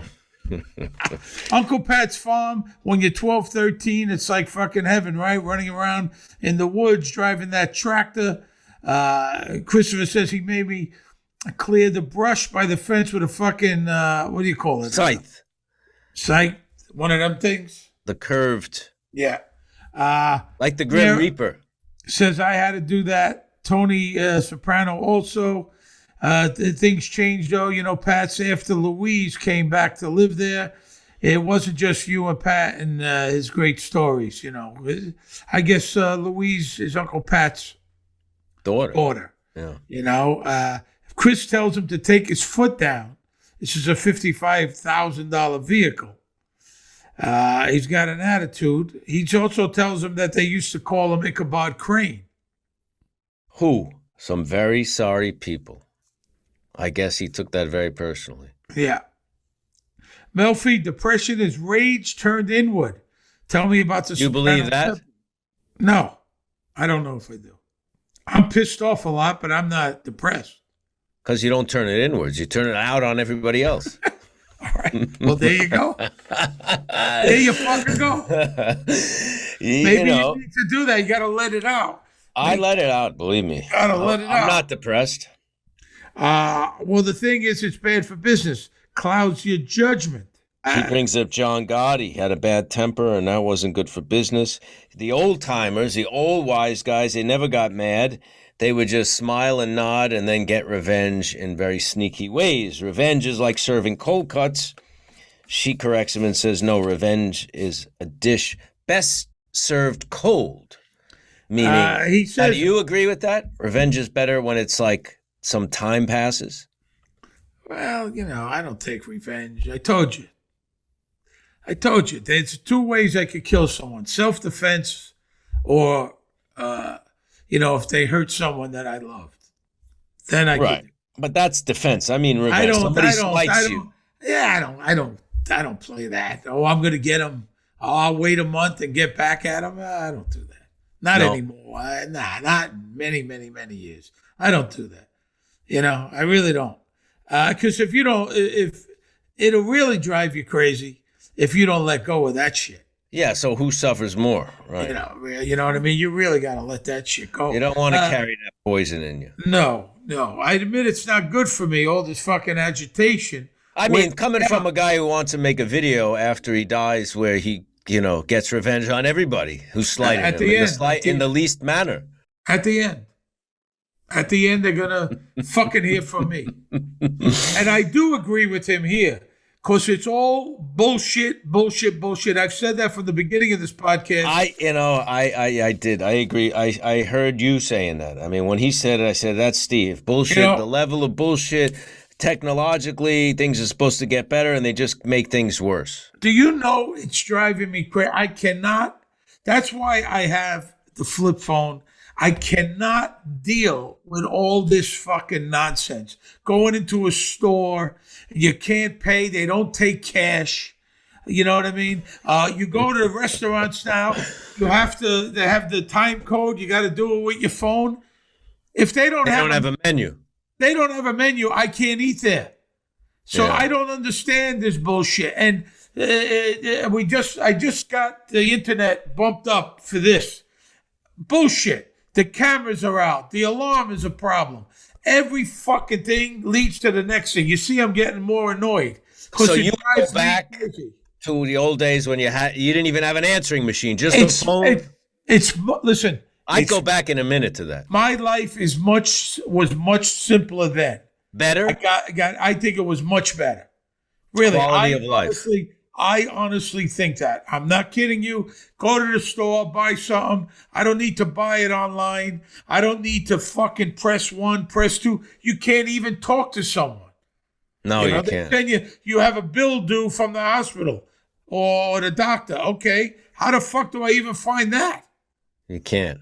I mean, and older people. I'm terrible, but there's got to be people more terrible than me. Right. I mean, seriously, if it wasn't for my wife, I'm doomed.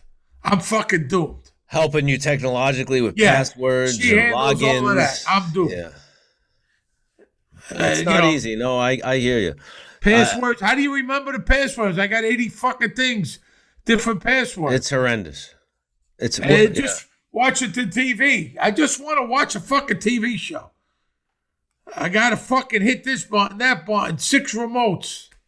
Man, I saw a good documentary, Close Encounters of the Fifth Kind. Have you seen this? No, is that good? This Dr. Stephen, what was his name? Greer or something? Well, basically talking about, the UFO. There's been so many sightings of UFOs. Now, since everybody's got a phone, a camera now, there's tons and tons of footage. So the government in the last few years has been slowly releasing this stuff, basically admitting that they've been investigating it for years and years and years. They have ample evidence of extraterrestrials. And this guy's saying that basically they communicate with us through consciousness. They don't fly from their planets here. There would be thousands of light years. They don't do that. They're interdimensional time travelers. And this guy leads these groups in the desert. Are you sure you're sober still? You got to see this movie. It's really, really good. It's called Close Encounters of the Fifth Kind. It's all real. There's tons of footage in the show. You see it. All right, I'm gonna look. What's it on Netflix? Amazon Prime. Oh, I'm gonna watch it. You know what?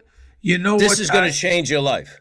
Okay, I'm gonna watch it. You know what? I watched the first episode of Son of Sam on Netflix. Yeah. I've known about this since I know you wrote the movie. Yeah. I know that there was a cult involved. There was that he was not the only killer. Victor and I, who wrote the movie together, the original screenplay of the movie, we did a lot of research, and we were both convinced that there was. And then, what do you think? He was part of a cult. But once they caught him, the other ones went away. Well, they threatened his they threatened his family. That if he was going to talk, his father and mother would have been killed. But they never killed again. Not at that point, because they didn't want to get caught, But several of the people who they thought were the other killers died within a year in very mysterious circumstances. Oh, wow. The 2 sons of Sam was a neighbor, Sam Carr. The 2 sons died. One committed suicide in North Dakota, where the cult had a big presence. And the suicide was very questionable, looked like it was set up, that it was impossible for him to do it. The other one died on the West Side Highway in an accident where the brakes were tampered with within like a year of the killings. Yeah. There's a book called The Ultimate Evil by Maury Terry, who has passed away. Yeah, well, that's what this is based on. Well, that's all true. The son of Sam, David Berkowitz, lived on Pine Street in Yonkers, right next to Untermeyer Park, where for years before that, there was a small altar where the aqueduct was. People would go and do satanic rituals. There was kids that I grew up with had been there because I grew up not far from there. Upside down crosses and dead animals and all. Really? There's so much evidence, and the cops they didn't want to say there was more than one killer. Wow. They caught him. The last killing was just a couple blocks from my house. In Brooklyn, Stacy Moskowitz and Robert Violante. That was off the Bell Parkway at 17th Avenue Park. That's where the ticket was written, and that's how they got him. The idea that there was a cult doing this is terrifying. Yeah. That people are that. I lived through it.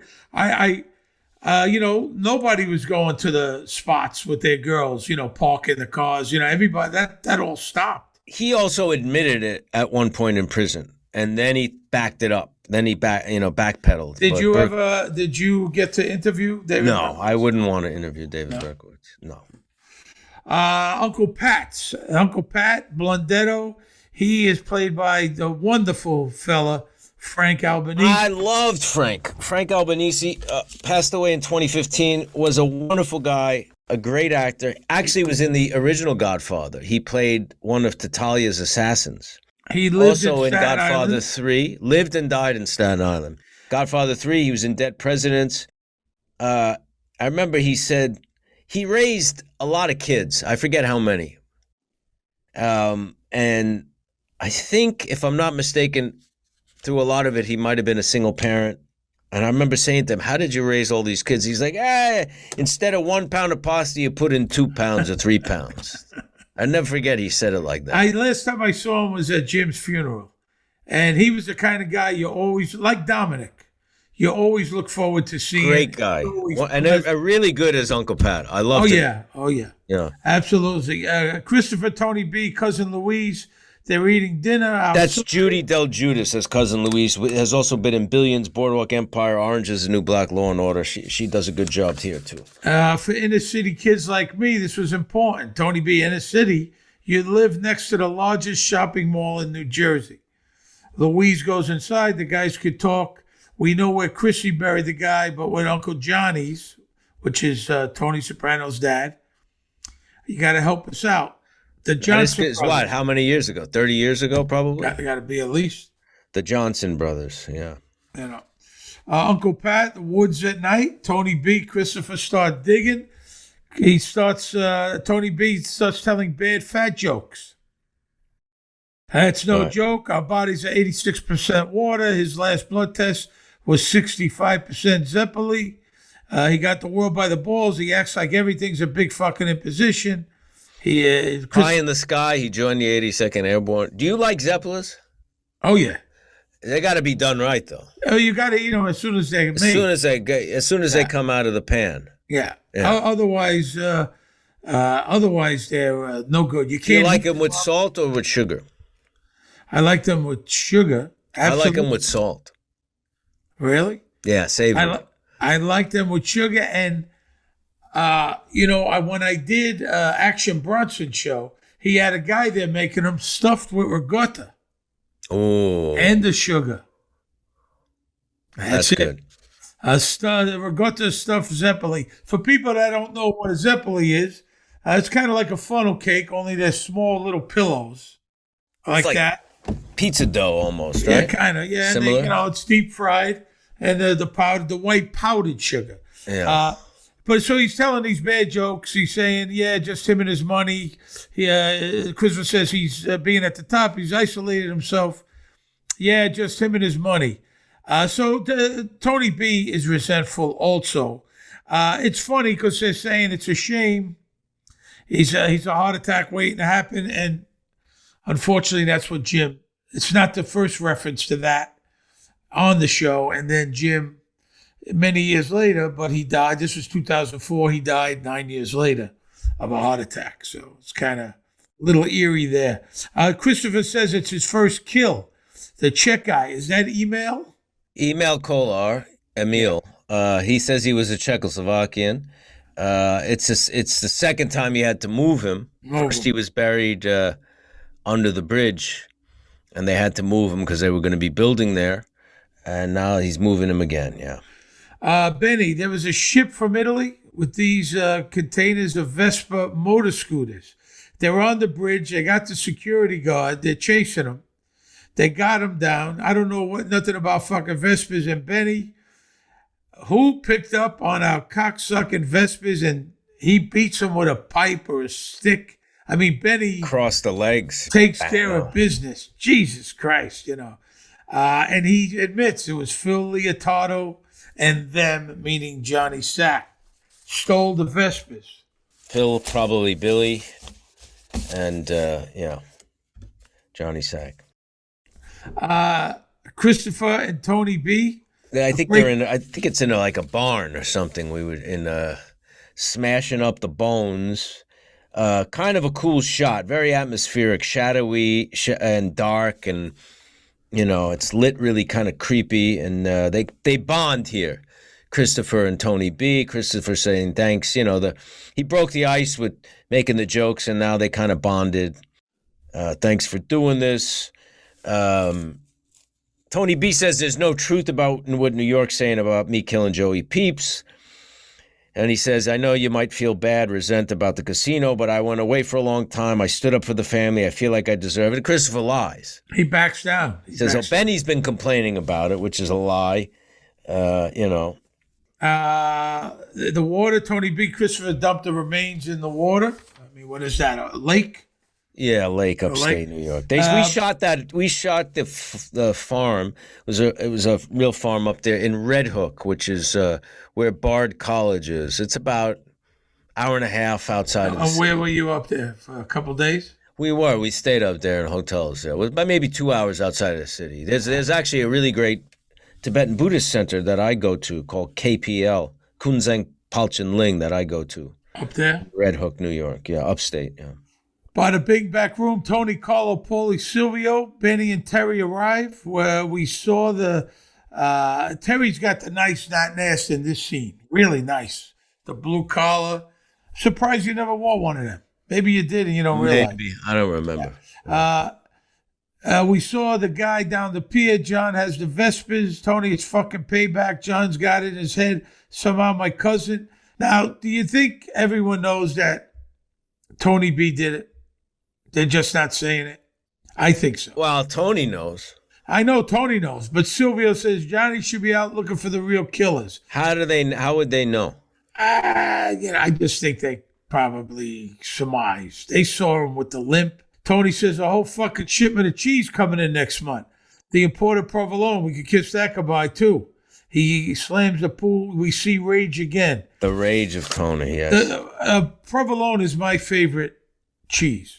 Man, when I was in Naples, I had a dish, pasta, in this little restaurant in the center of Naples. Traditionally they use like leftover like it's dry pasta, but like little broken pieces or stuff you didn't cook in another batch, so it could be mismatched. It's made with provolone and potato, a little hot pepper, red pepper. Great. But the way they cook it, they use some of the pasta water to make it kind of liquidy. Oh, man. Very simple dish, but so delicious. I like provolone, too, but it's got to be good. It's got to be, imported provolone where it tickles the top of your mouth. In a good sandwich, nothing like it. Oh, I love it. But a lot of people, that's an acquired taste. A lot of people don't dig it. But you know what I made the other night? And I never cooked, but I cooked for Mother's Day for my wife, Laura. What'd you cook? Cacio pepe. You don't know how to make that? Yeah. That's hard to make. And it came out really fucking good. Did you use the pecorino cheese? Yes, I used pecorino cheese. I would make it a little bit. I might have put a little too much pasta water in, but it was. And you used a lot of black pepper. A lot of black pepper. You got to toast the black pepper. Came out great. What do you mean toast the black pepper? You toast it in the pan. Do you grind it? Yeah, and then toast it a little. Grind it, then toast it. Yeah. And then you put it in with the pasta. Then you put so you put a little butter in macaroni. Butter? Really? Yeah, a little butter, not a lot. Little butter, cut it in cubes. Put the pasta in, the pasta water in. Then we start with the cheese. As you go, a little more cheese. Keep going. Stirring. Stirring. Came out great, I'm telling you. That's a dish when it's good, when it's done right, it's fantastic. And if you don't know what you're doing, it's gone. Yeah, it came out really good. I would make it better next time. Like I said, a little too much pasta water, but it came out great. Nice. Yeah. AJ's school. Carmela runs into Mr. Wegler. What are you doing here? He kind of apologizes for the last time they got together. She snubs him. I wanted to call. He's, backstepping here. She says, I'm going back with my husband. He said, well, all the best. She's very short with him. And again, a very strange shot that we never see on The Sopranos. She's walking away and all of a sudden goes into slow motion. Yeah. Freeze frame and then kind of a wipe cut, which you never see on the show. Let me ask you, do you think that Mike Figgis never came back because David didn't like this? I don't think he went, but he's mostly a filmmaker. He wasn't becoming a TV director per se. I don't know. I never spoke to him about it, but I kind of like these flourishes and touches. Little something different. You know, a little of that goes a long way. You don't want it to be, you know, become conscious of the camera all the time and camera moves and handheld and slow-mo and all this stuff. But a little bit's kind of fun, I thought. A little something different. At the pond, Christopher, Tony B, Uncle Pat Fish. That's right, the Johnson brothers' bodies. I know where they are, over by the fence in the northwest corner, because that night I noticed one of my pickers had stuck a Swiss Colony wine bottle. Which is basically really cheap. Cheap wine. Like upside Ripple, down. like that shit. On one of the fence posts. Chris tells Uncle Pat he's been sober 14 months. That's a long time. He's sober 14 months. Yeah. That's a long time, 14 months. That's big changes. And then Louise comes and she's bringing some nice hero sandwiches. Tony's house, he goes through the mail. Janice sit in the kitchen. You have every right to be mad at me, and I apologize, Janice says. So how's that going? Anger management, it's the best thing that ever happened to me. Such a relief to let it all out. All that shit, and never realized what an angry person I was. He says, so they got you on tranquilizers. She says, no. It's this great sadness is beginning to lift. Tony's suspect. He says, I'm happy for you. I don't believe he's happy. No, he's not happy. But is he also thinking maybe this would work for him? I don't know. You know, she says, taking responsibility for anger. Anger's just feelings. You don't have to act on them. And he says, that's just what people want so they can walk all over you. But there's something in Tony where he doesn't like people kind of changing or evolving or improving themselves, like with Christopher being sober and now her with the anger management. I don't think he wants to see them happy. He's got Livia in him. He's got Livia in him. Exactly. Yeah. That's it. There's loud sirens, really loud sirens in this scene. Oh, at the end of the scene, well, she says anger, self-importance.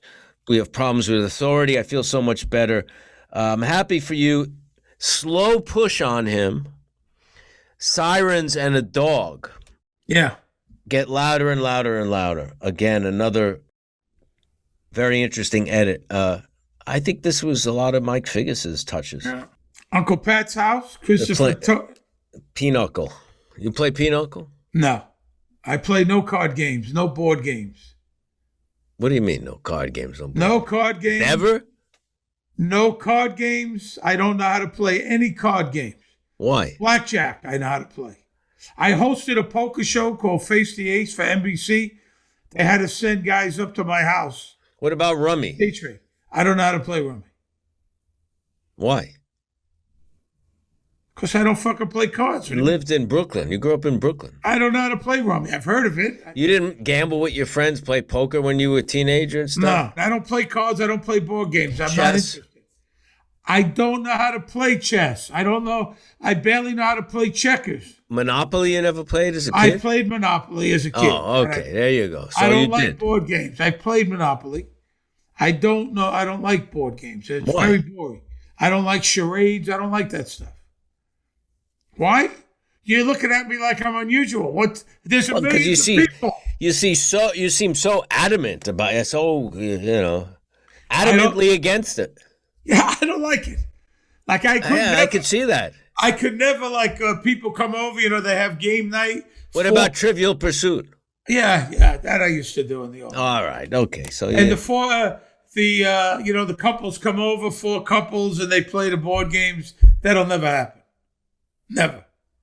Not interested. Not fun to me. Charades, all that shit. Not fun. Gotcha. I'll remember that. Don't invite me to your fucking game night. All right? All right. Tony Soprano shows up. And Uncle Pat gets very emotional. Louise goes in the house, get him a plate, so they talk. Uncle Pat remembers where the Johnson brothers are buried, and Christopher calls him Johnny Mnemonic. Right, which was a movie with Keanu Reeves, right? Was it?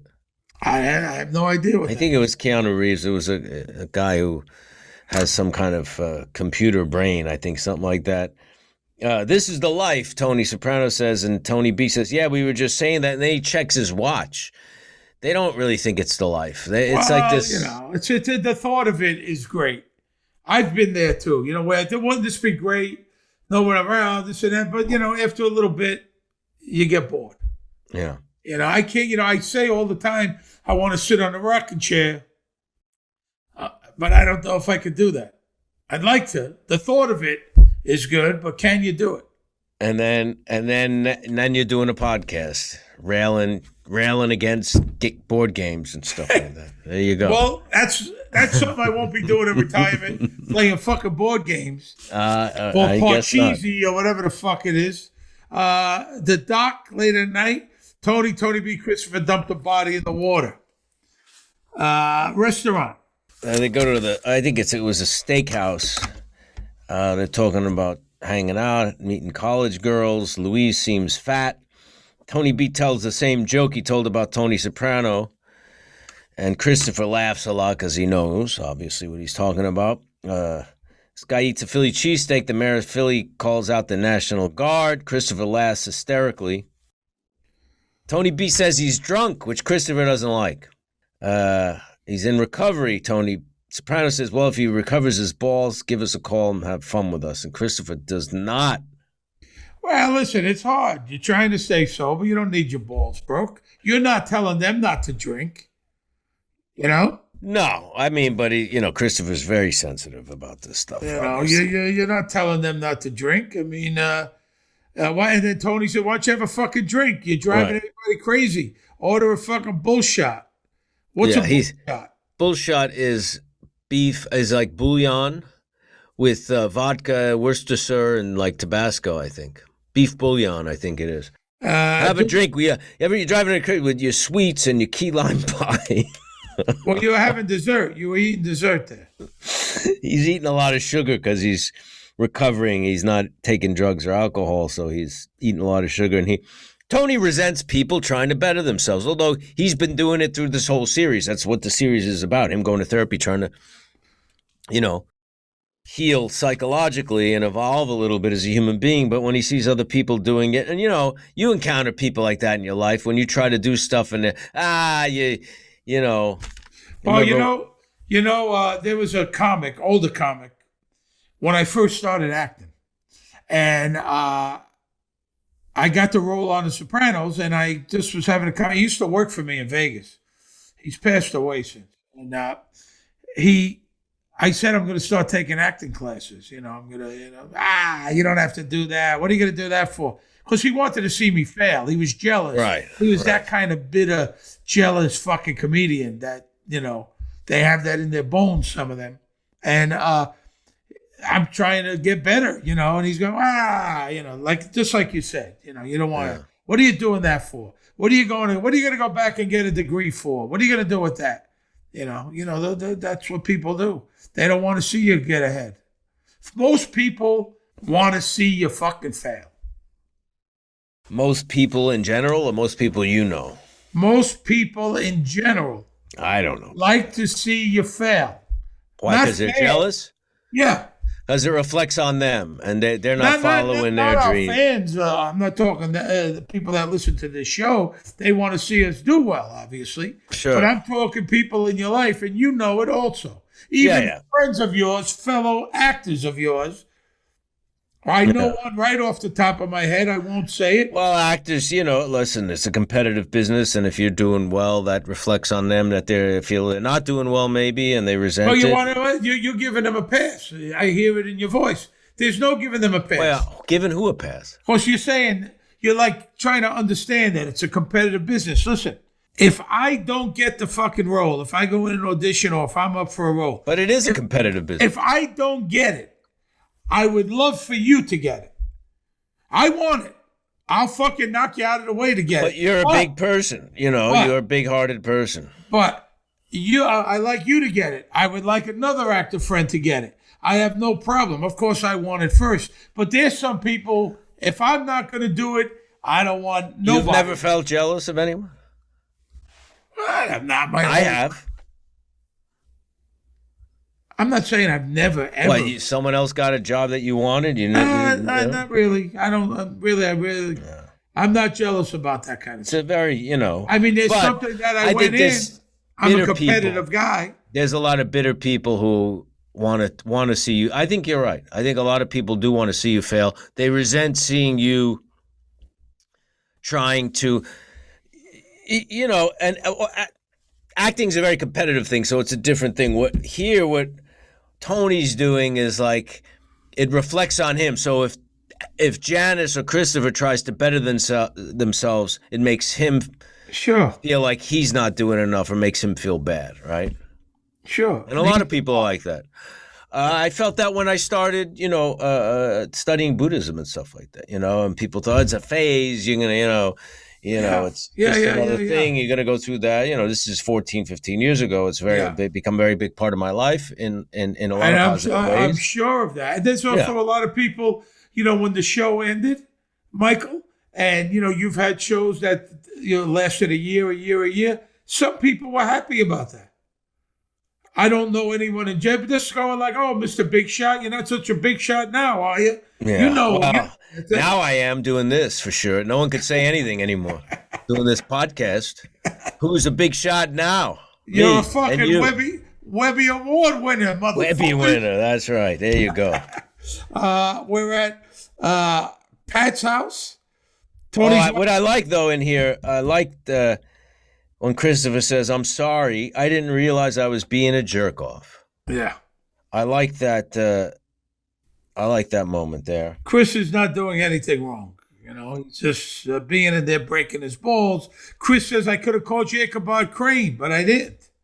Very slow push on Tony B on that again. Yeah. Another slow push in. The room at Pat's house, Tony B sleeping. Tony's watching the news. 6 million containers enter the U.S. ports every year. Fewer than 2% of them are open and inspected. Terrorists could be hiding in the containers. I guess it could happen. Al-Qaeda could be a nuclear biological weapon with a GPS system, and Tony's getting freaked out. This is after, don't forget, not that long after 9/11. This was shot in 2003. 2 years later, yeah. Yeah. Pat's Kitchen. Big breakfast. Eggs, sausage, pancakes, biscuits. Tony's got, he's eating a sausage wrapped in a napkin.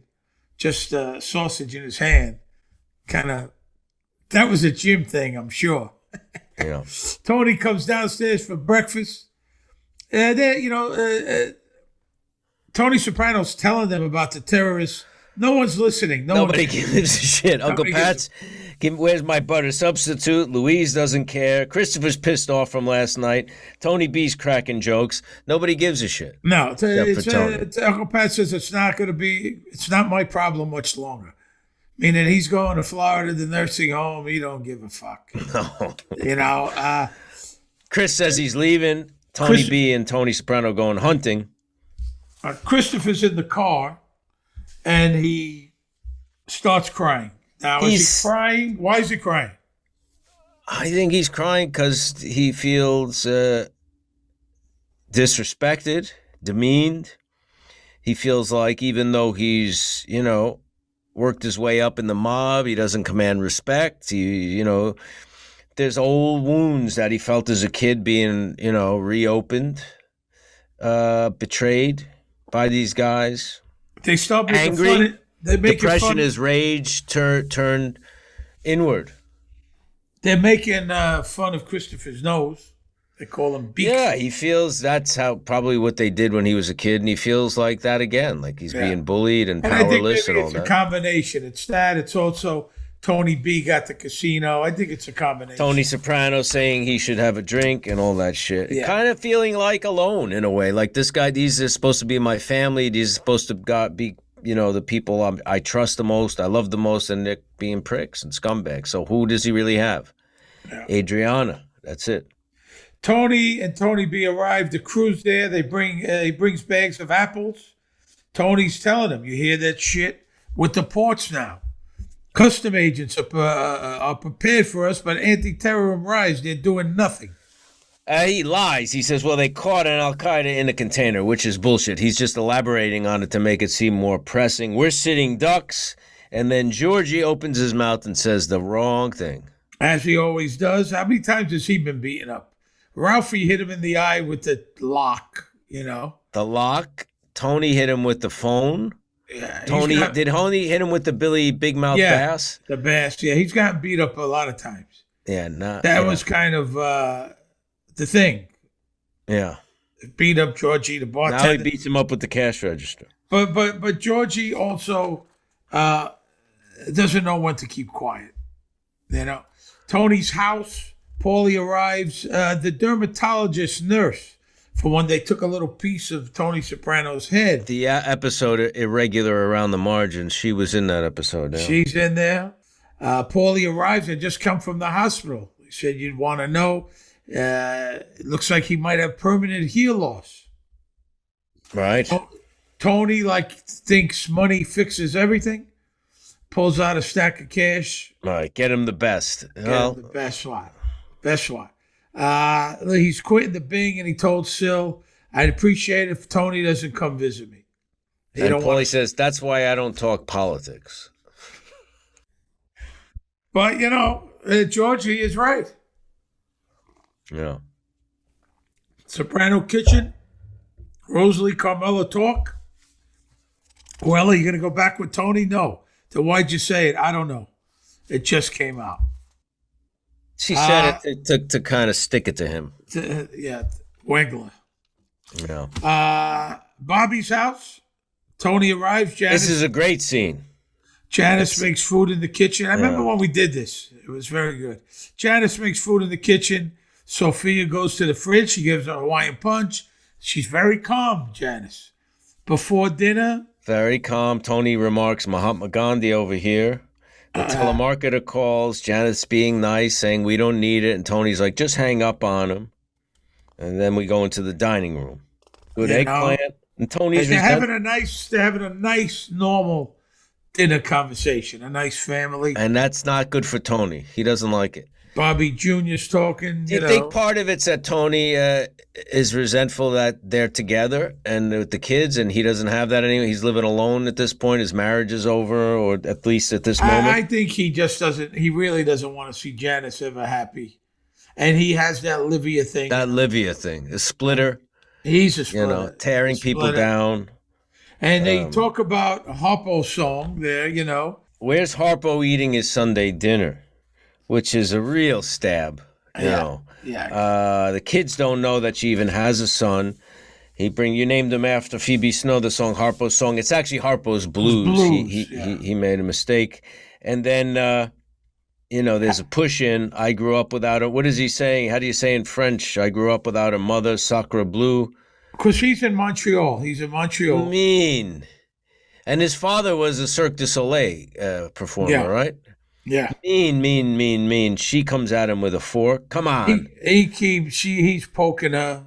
And she really goes at him. She's going to fucking stab him if she could. Yeah. And he just struts out to the song I'm Not Like Everybody Else by the Kinks, one of David Chase's favorite bands. The Kinks have several songs on the soundtrack of The Sopranos. This is a particularly great one. He's like Livia. I remember when we did it that day. Hold her back. It was a good scene. I think it came out really well. And, Aida's always good. She could turn that fucking rage up, boy. Yeah, she's great. Good episode. Really good episode. Some great performances. I enjoyed that one a lot. It is time for the Talking Sopranos Ask Me Anything segment. The winner of our AMA Best Question of the Week is Stephen from Glasgow, Scotland, and we're sending Stephen a pair of Bose headphones. Now, we're going to be in Glasgow in 2022, if we're still alive. If there's still a world, and a lot of people have asked us, and yes, we're doing a UK tour. Next year, not this year. Next year, we're doing Dublin and Belfast and a whole bunch of cities in between, so look for that. And hopefully we'll see you there. Hey, guys, absolutely love the podcast. Quite a random question. But is there any reason as to why the credits at the start introduce the actors in that order? I would have thought Tony's family would be first, but AJ and Meadow are quite far down the line with Christopher, Silvio, and Paulie, etc. are ahead of them. Cheers, Stephen. Well, credits are a thing that are negotiated by your agents in your deal when you get them. And usually, of course, the star of the show is listed first, usually. But then you take a movie like Apocalypse Now, for instance, and Marlon Brando has top billing, although he's in the movie far less than Martin Sheen or even Frederick Forrest and some of the other actors, Lawrence Fishburne. But because he was a big star, he's listed first. With The Sopranos, obviously Tony Soprano's a star, James Gandolfini. Lorraine Bracco is listed second, right? Or third. Is she second? I think second. Lorraine was a big star, was a Academy Award nominee. Edie Falco, a lot of the times it goes by credits. So I got fourth billing based on my prior credits and what I had done before and the size of my role. It's a thing you negotiate. It has to be negotiated, and sometimes it's a problem. It's a problem. So the kids, basically this is really their first role. Even if they might have had a bigger role than me or Sirico or Steven, because they were really new, they don't have that leverage to get their names in the credits at so far up top, right? That's and it's also a single card is, a single card is when your name's up there alone. And you have to earn that. Right. So you can, in the beginning, you get shared card, which might be with 2 names or 3 names. Yeah. And then they'll do stuff like if you're a notable actor with special appearance by or special guest, or at the end of the credit, and Steve Schirripa and Michael Imperioli. That end is a notch better than just a regular credit. Yeah, and you set a precedent too. So if you get it in, like on The Sopranos, then your next show, you should get a single card also. Right. It took me a number of years. My first season or so, I was on the back credits. And then as time went on, I had a single card. And, I was behind Aida or whatever, whatever number was there. On Bluebloods, I'm second. They do guest stars, and I'm second. But that's you listed as a guest star? Yeah, guest star. You've been on the show for you're the guest that wouldn't leave. You've been on the show for 5 years. 6 years. 6 years. This is my 7th year. What kind of guest is that? Well, let's see. I came on season 6, 7, 8, 9, 10, 11, 12. 7th season. And I'm still billed as a guest star, That's weird. What's interesting, say a movie like Goodfellas, it's really Ray Liotta's, Henry Hill's story. Ray Liotta's the lead role. He's in most of the scenes, but the top billing in that movie is Robert De Niro because, especially in the gangster genre, not many bigger actors. And also, sometimes it's up to like in a film, it's up to the director's discretion. Director or producer. Yeah, like it's up to them. They won't guarantee it, but like Clint Eastwood, he gave me credit, a shared card, But they don't always do. Woody Allen fucked me and Sirico, by giving us back-end credit, which was just wrong. But you didn't have the power at the time, because the Woody Allen movie, he has the control and power, and he does what he wants. Exactly. And it's also, listen, is it a deal breaker if they're paying you the right money, but they're not? No, and you wanted to work with Woody. It just depends, But that's how it works. It doesn't work on. Listen, there was people on Sopranos that was there the whole time, and they were always on the end credits. Not the opening credits. Yeah. Then sometimes there's uncredited. Like sometimes if like a star takes a small role in a movie, maybe one scene, little cameo, they won't be in the credits at all. Uncredited. They do that as like a little secret thing. There's also, I did this independent movie a long time ago, and the director did his cut. Producer took back the movie and recut it. The director didn't like the cut, took his name off it, and they used Alan Smithy. Yeah. A lot of directors, when they take their name off it, they put the name Alan Smithy instead of their own name because they don't feel it represents them anymore. Yeah. I wanted to do that on the podcast, but Andy wouldn't let me. I wanted Alan Smithy and Steve Schirripa talking Sopranos, but Andy said I couldn't do it. I don't blame you. But I got to tell you, the credits is something you earn, and as the years go on, that's, it's through experience and, your resume and your credits, and that's how it goes. And your rate. So something you have in showbiz called a quote, right? So you do a movie. When you start out, you get scale, which is the minimum what you can get as if you're in the union. Before you're in the union, they can pay you whatever they want. Then you work a little bit, and you might start getting above scale. So whatever that price is, that becomes your quote. So now the next job you get, technically they have to meet that or better that, hopefully. And they don't. They usually. And they don't anymore. They don't. They used to. Now it's worse. Now they just try to get you as cheap as they can. Yeah, well, in a lot of ways. The big stars who make the big money, right. And everybody else gets fucked. They want to give scale, scale, double scale, maybe, that kind of thing, Yeah. So, but it's a good question, and we talked about credits over the years and stuff, and that's how it works. I think a couple shows I was on, I had the end or the with, at the very end, which that's another one. With is another. And Michael Imperioli with Steve Schirripa, that kind of thing, Well, thanks for listening. Remember, new episodes are released every Monday. Please subscribe to the Talking Sopranos podcast, the Webby award-winning podcast on YouTube, Apple Best Music, TV Spotify, and film podcast in the world. Amazon, or wherever you get your podcasts. Follow us on Twitter and Instagram, and like us on Facebook. And right now, you can get official Talking Sopranos merchandise on TalkingSopranos.com or through our YouTube channel.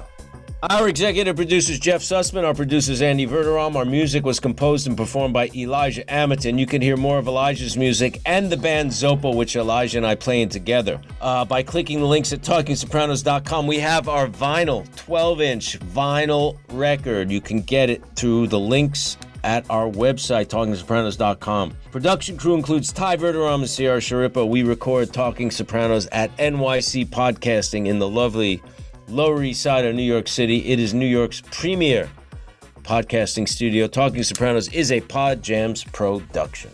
All right. Very good, pal. See you next time. I will see you.